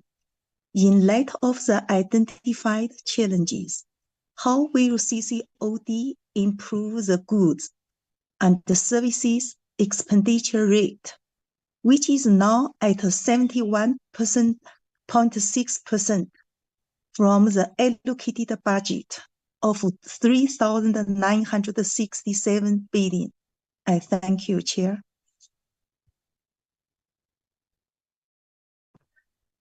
Thank you, Chair. Chair, let me welcome the presentation as well. I just have two questions.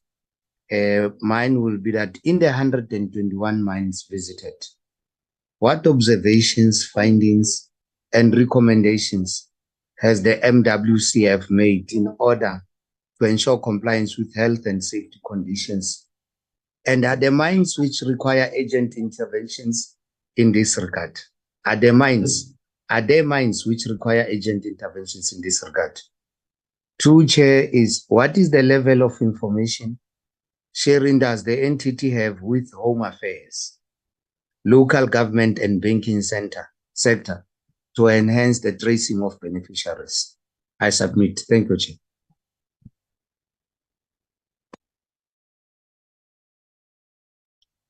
Thank you, Chair.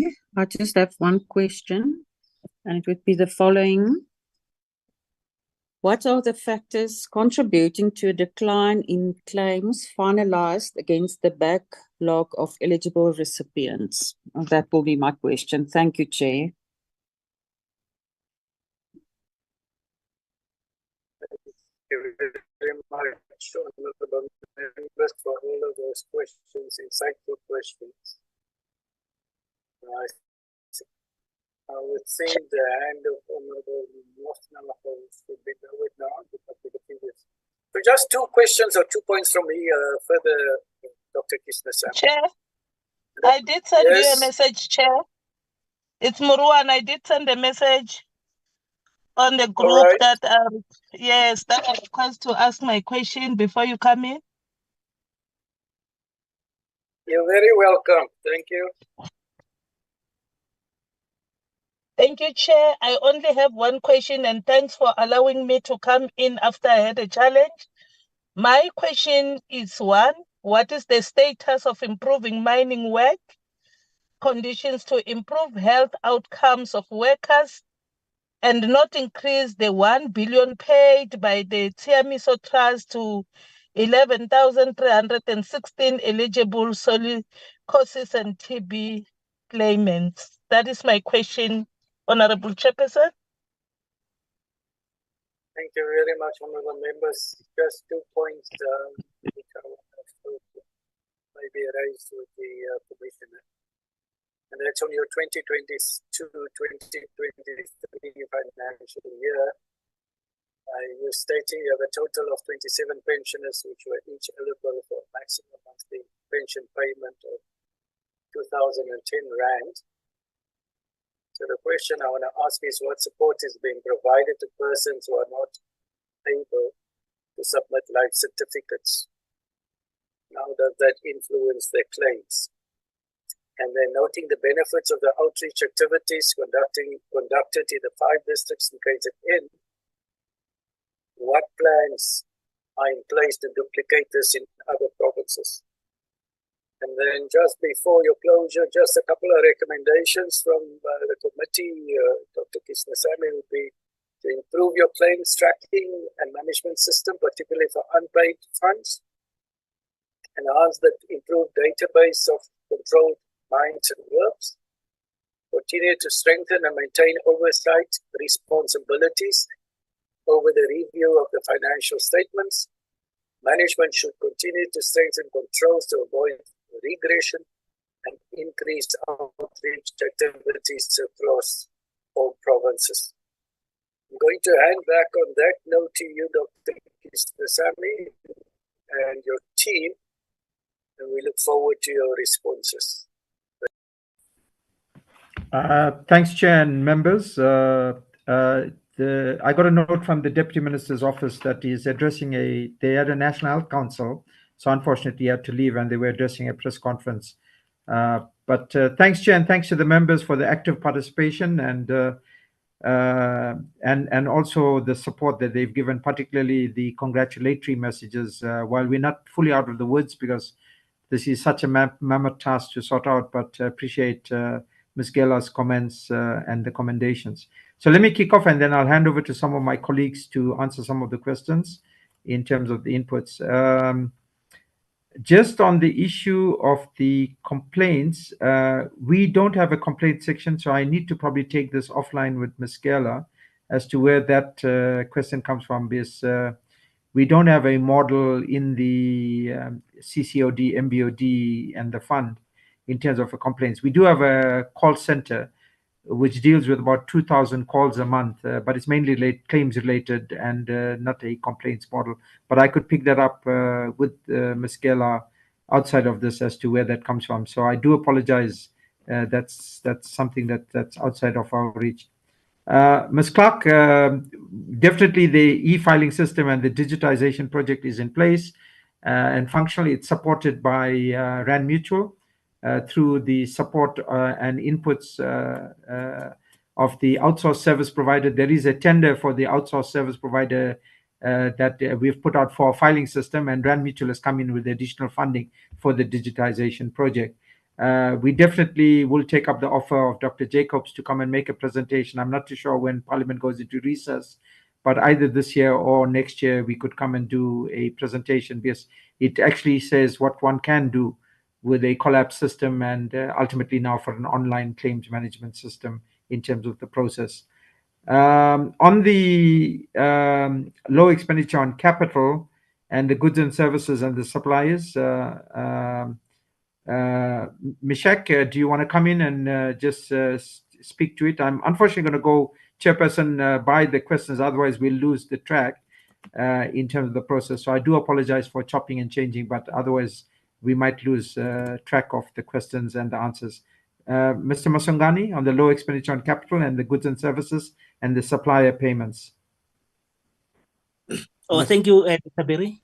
So on the low expenditure on capital, as I've indicated, the reason for that low expenditure or the under expenditure was because of the pending procurement processes. Like in the 2023 financial year, we had, some procurement processes which were not finalized and which were finalized in the current financial year. So that's what resulted into that under expenditure in terms of the capital expenditure, which is the acquisition of machinery and the equipment. So on the issue of the suppliers as to whether we are paying them on time, yes, we are paying our suppliers on time. So the main attribute for the under expenditure on goods and services was the pending finalization of the service level agreements with the medical service providers. So that is our major expenditure. And once we finalize those service level agreements, our goods and services expenditure will improve.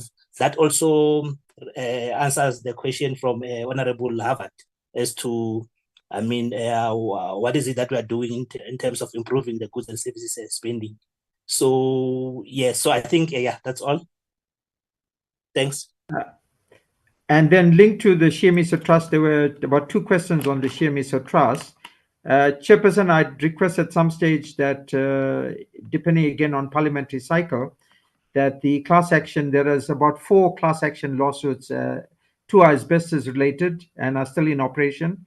The Quebecer Trust has closed down, but I'm sure they could give a report to Parliament, and I'm sure you could convene a meeting where some of these matters on the Sheemiso Trust, in terms of the one request on the funding of claims and inputs. So the Sheemiso Trust operates on a separate budget as the class action. It has about 850 million set aside for the administration of the trust and about 4.5 billion or thereabouts for the fund itself to pay the claims in terms of the inputs. But I'm not authorized to speak on the trust, although I am a trustee as one of the government reps on the trust. And I'd request that we defer those issues to a special meeting that could be called, if it's possible, online with the different trust peers. Overall, the combined total of the different trusts is probably in the region of about 6 billion rand. So it's a sizable class action lawsuits for the survivors and victims of things like asbestos mining and gold mining in particular. Of course, there is a class action lawsuit that's just begun now on the coal mining sector, and Parliament might want to, the Portfolio Committee might want to get further details on that. So I'm asking that get deferred, Chair, to the to a special session with the 4 class action trusts and maybe some of the lawyers working on this, if that's okay with you in terms of that process. On the issue of the just Ms. Clark's question on the NHLS building or the what was called the former SAIMR building, South African Institute for Medical Research, 1912, the Herbert Baker building and the Mthatha Airport.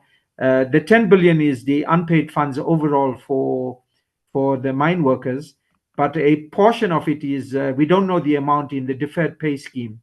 So that's a smaller amount that's this thing. So the overall 10 billion didn't go to this. So just to clarify that there was a deferred pay scheme where money was held back from the mine workers and the interest on that ultimately paid for these buildings. And going back to 1912, where government donated the land, and basically the mine workers paid for these buildings. So it's something just to clarify that issue in terms of it. Dr. Tembekwaya, it is a sad story, and I don't know what to say. I think members might recall there are two compensation systems, one in the Department of Health, which we have presented today, and one in the Department of Employment and Labor. And just in terms of the problem of Mr. Sibui, we did intervene at an early stage, and then it went, it went dead. So I'm hoping to work with you offline in terms of how to resuscitate that, and the possibility is to discuss this with the minister, which I think you have started that process. There's been a change of the commissioners, the compensation commissioner in the Department of Labor. This is for the members, this is an injury, and therefore it's covered under the Department of Employment and Labor and not the Department of Health. And this is a non-mining sector injury related process. So I think we'll resuscitate the intervention, and I do apologize that I could do not much more other than referring the matter. And Mr. Sibuya, unfortunately, has still not got closure of that case in terms of it, but we'll pick that up offline. The other option would be to reach out to the portfolio committee chair in the Department of Employment and Labor, because that's where the other compensation fund will report to, and instances given about this issue. So let's pick that up, and thanks for asking whether we could re-intervene. I will try and pick this up with you offline. And it's unfortunate that this is the situation in the other fund where we've tried to intervene, but we don't have direct control nor influence over the process, unlike our fund, where we try and do what we can. In terms of, and there is no Department of Labor, Department of Health link, unfortunately, but I know Ms. Balfour is here. I think she sits on the, Dr. Balfour from the Minerals Council sits on the other compensation fund, and I'll probably reach out to her as well to intervene on this case and put her in touch also with you in terms of this. So she sits on the board of the other compensation fund. Ms. Hicklin, thanks for your comments to Dr. Abada. I'm sure you'll take that forward to KG on his return. The timeline for the DIMWA reform is probably going to be a minimum of 3 years because of the processes with Cabinet, the processes with the opening of, the 3 months, the hearings, etc., because it is a single substantive reform of an act that's over 100 years old. While we talk about 1973, but the act that we run is called the Minus-Thesis Act from 1912. So it's a single biggest reform in the act, which lays out quite a few things. So there'll be, substantive interest. We've had quite good stakeholder involvement. Everybody, the unions, the ex-mine worker associations, National Treasury, DMRE, Department of Mineral Resource and Energy, Department of Labor, Social Development, and the unions and Minerals Council have all been in favor of the reform. The key question is the parliamentary processes that will undertake. So we've got a 3-year timeline. On the HR issues, we are in discussions. We've had cutbacks of the lower level clerical staff, and we've had, in terms of those posts not being filled, but we are having discussions about the higher level posts, because those are supervisory and managerial, and we've had discussions with Dr. Anbin Pillay. We're waiting the final outcome of the midterm budget speech and what the cuts will be in the Department of Health in terms of influencing our process. The plan B, of course, has been this MOU with the Minerals Council.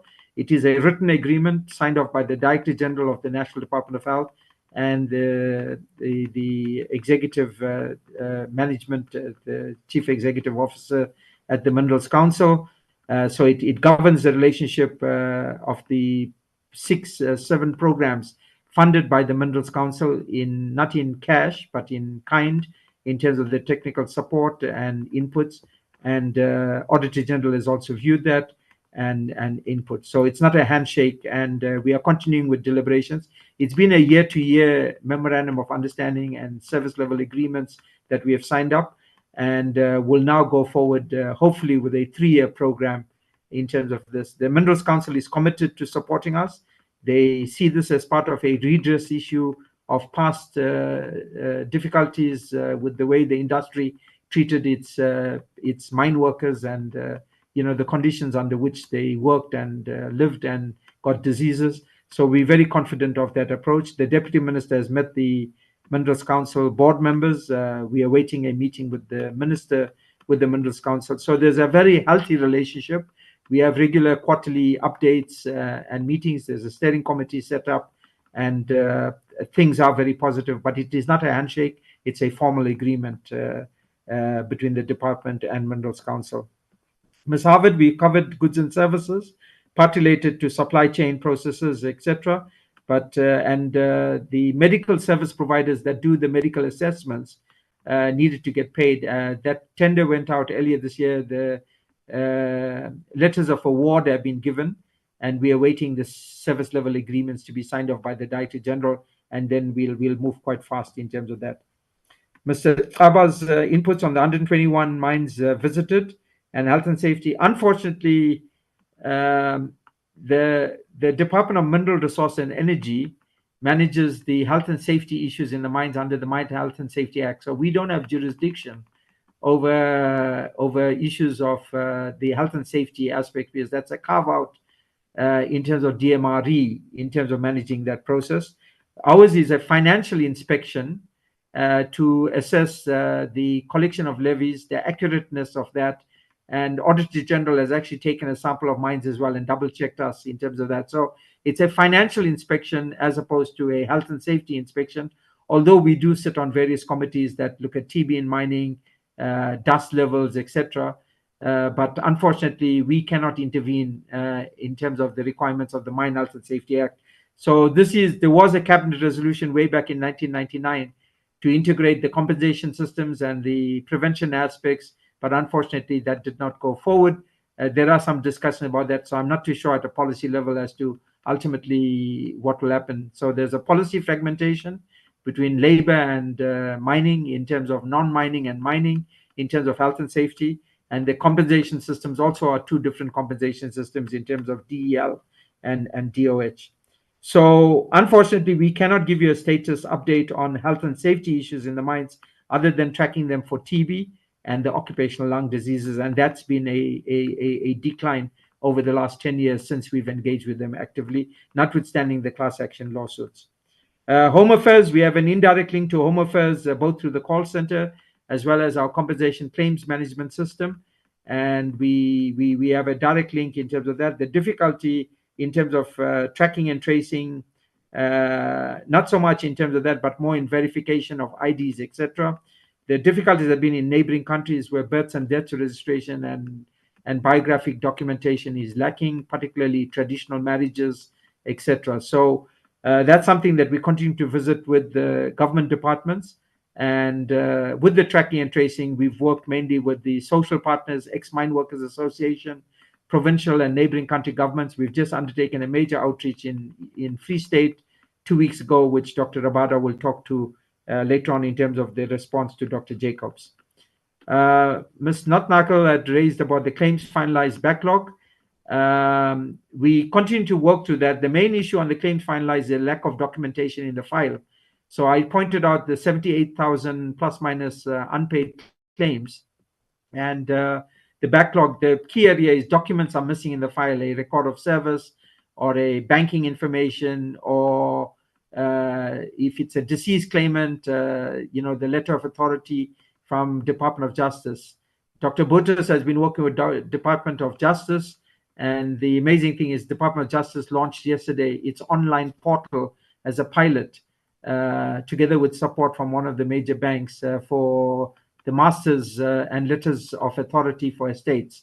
So we are working with them as well in terms of this, and we'll probably be piloting part of that on our outreach activities for access to the online portal. So claims finalized backlog is part related to accessing documents in the file, clinical records, TB sputum results, etc., which we are working to in terms of this. Dr. Anban Pillay will be convening a meeting with the NHLS shortly to see if we can pick up some of these documentation. Now, given that the bulk of our unpaid claims are from before 2005, when I pointed out that the system had virtually collapsed, it is actually to try and get the documentation. So we're working at that. There are colleagues here from Northwest and Eastern Cape and Free State, and we are looking at a special program through the health record system in hospitals to also pick up some of the claimant files. Ms. Morawani had asked about the improvement of mining work. We've done that mainly on occupational lung disease and the declines, the milestones. There is the occupational exposure limit. We've tried to influence that. We're trying to do some work now on noise-induced hearing loss. So we and Minerals Council has done major work together with the Department of Mineral Resources and Energy, the Mine Health and Safety Council, of trying to improve mining work. And possibility is a joint committee again, which we've asked before, between Department of Employment and Labor, Department of Mineral Resources and Energy, and Department of Health, portfolio committees coming together. So that might be something that, depending on your program, Chairperson, that could be held, which could raise some of these issues about interlocking and interleading activities. I talked about Shia Misa Trust as a special attendance, if the portfolio committee could ask about that. And Shia Misa Trust is trying to, but they're also facing the same problems as us with documentation, neighboring countries. A third of the ex-mine workers are from neighboring countries and trying to increase their reach, etc. in terms of this. Dr. Jacobs, in your conclusion was the 27 pensioners. I'll ask Mr. Masongani to answer that question, and outreach activities, Dr. Rabada, to answer that. Mr. Masongani, on the life certificates. Yes, thank you. Thank you. Yes, Dr.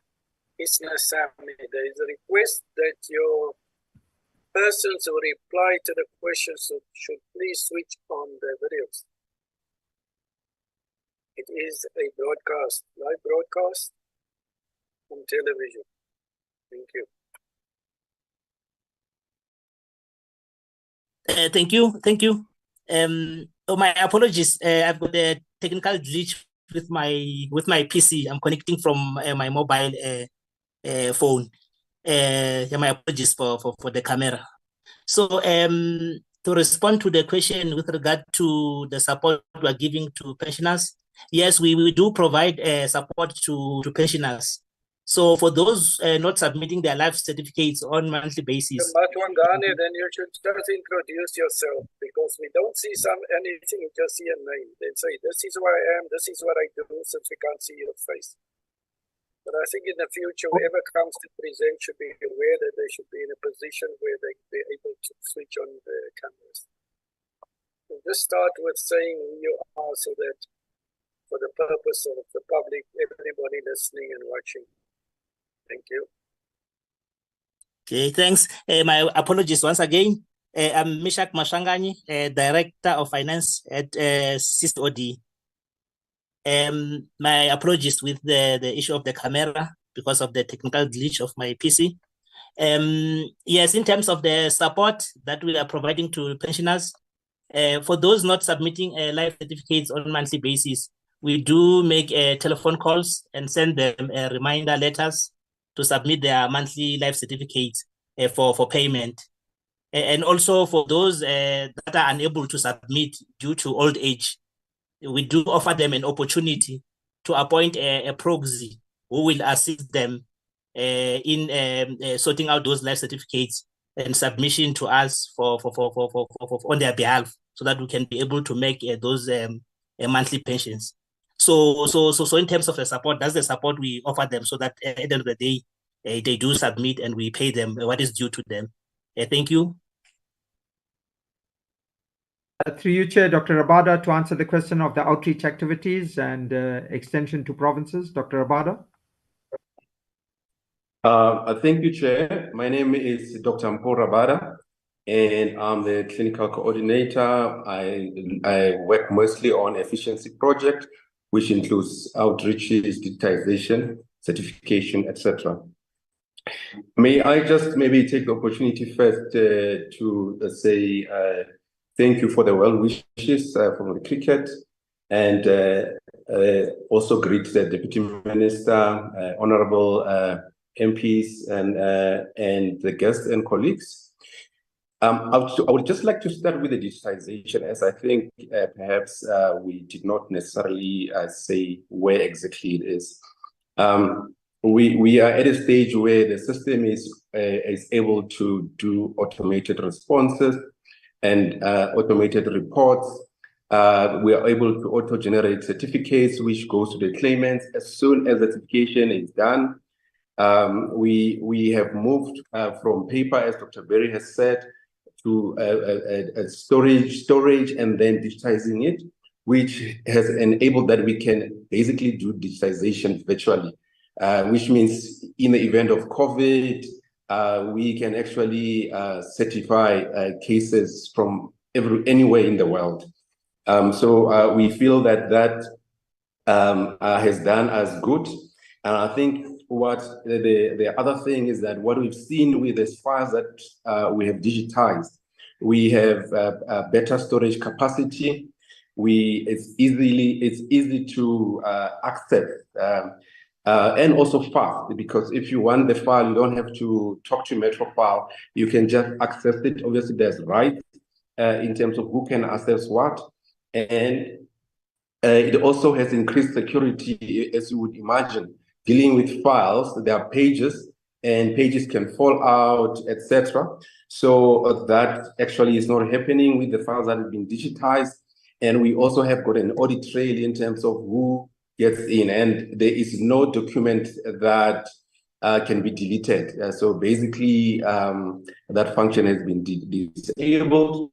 And longevity of files means that as a file ages, the actual ink deteriorates, and you cannot necessarily read what's happening. So we've also sorted out that problem. And I think that with relation to the database and also the MISA project that Dr. Berry has already alluded to, has enabled us now to move from just data to information, and also have got insights. So we're able to see where we are not efficient, where we need to change. And I think with regards to the presentation, we actually are yet to come and present. And lastly, through those platforms, we are then able to get into the artificial intelligence and computer-aided diagnosis, of which the importance is that even if you are offsite, this program will be able to diagnose whether there is an occupational disease or not as an extra function, so that you then build many layers that would not actually meet people who've got these occupational diseases.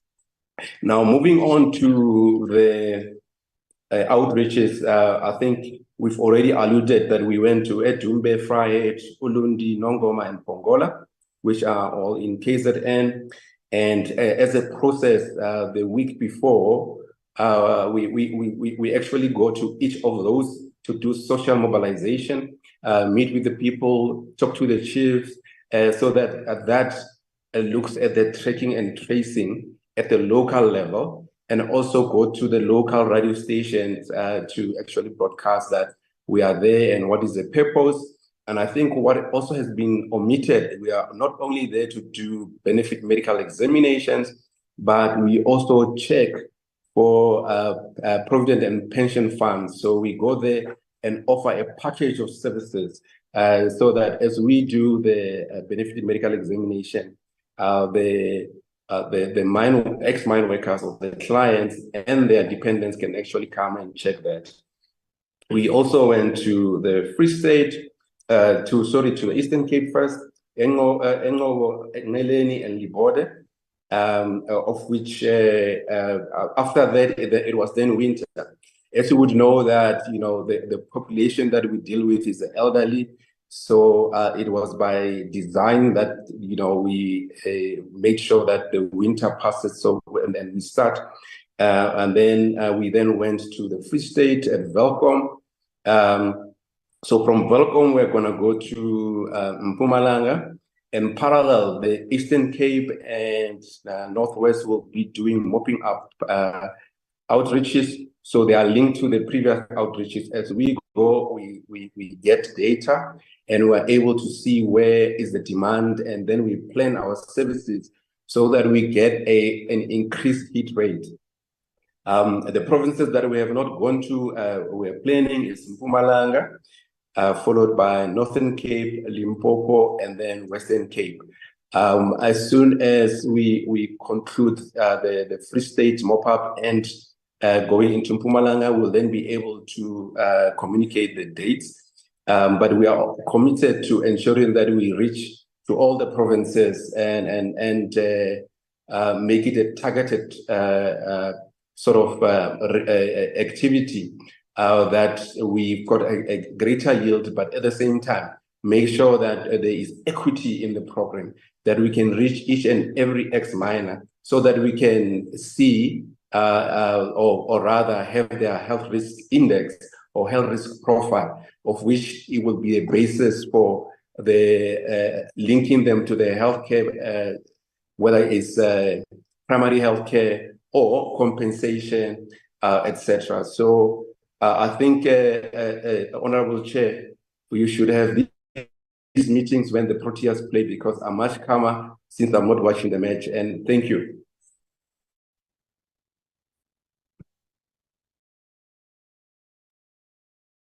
I agree with you, Dr. Rabada, and congratulations that your son is doing so well. We're all excited, and we wish them well with the cricket. Dr. Kistasamy, back to you. Sorry, I saw Dr. Tembekwaya had a hand up. Sorry. No, sorry. I think it's a mistake. No, sorry. I think it's a mistake. Thank you. All right. That was a quick hand. Yes, you should let me lead my own meeting, Dr. Kistasamy. I do apologize, Chair. Chair, firstly, thanks for the recommendations. Thanks for the recommendations from your office as part of the concluding remarks, and hopefully we'll maintain the traction that we've got and the support of your committee. I think multi-party, it's been supportive and enabling. There were difficulties in the early days, but generally the Portfolio Committee on Health has looked forward together with us. Just want to acknowledge all the guests who attended. It's an international audience, colleagues from around who have worked with us, the support colleagues at the National Department of Health at ABX, particularly to Dr. Anbin Pillay and his office, as well as the transversal support colleagues, legal and others that I've mentioned before. Parliamentary liaison, Mr. Cutler, who has been tremendous in liaising with your office and together with your secretary to the committee. And lastly, to thank your office and your chairing for the encouragement that you've given us over the last couple of years in terms of since 2019, when we first came to your committee.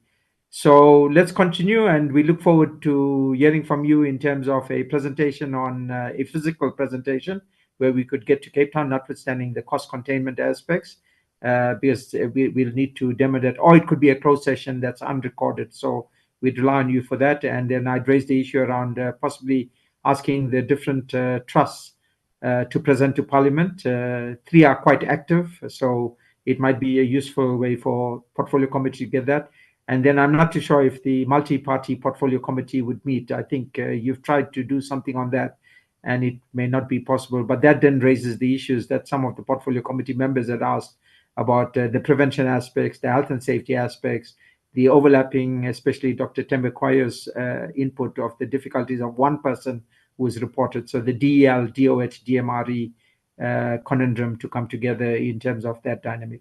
So thanks, Chair, and we wish the committee well in its further deliberations. And hopefully some of you will be around in terms of the Odumwa reform, because that will be the single biggest reform in compensation over the last 100 years.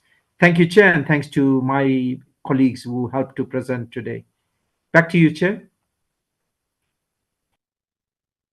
Thank you very much, Dr. Kistasamy. Let me then thank all of my members, all of our staff, all of your staff, all of your people who have presented to us. That has brought us to the end of today, Honorable members. I am not going to give Dr. Kistasamy another chance. He's just said so much. So just to be reminded that tomorrow morning at 9:30, we will have the National Department of Health coming to do their presentation. and we are looking forward to it. So this meeting is then officially adjourned. Good night, everybody. Thanks, Chair. Thank Goodbye. you, Chair. Thanks, Chair. Thank you, Chair. Recording stopped. Chairperson. Thank you, Chair.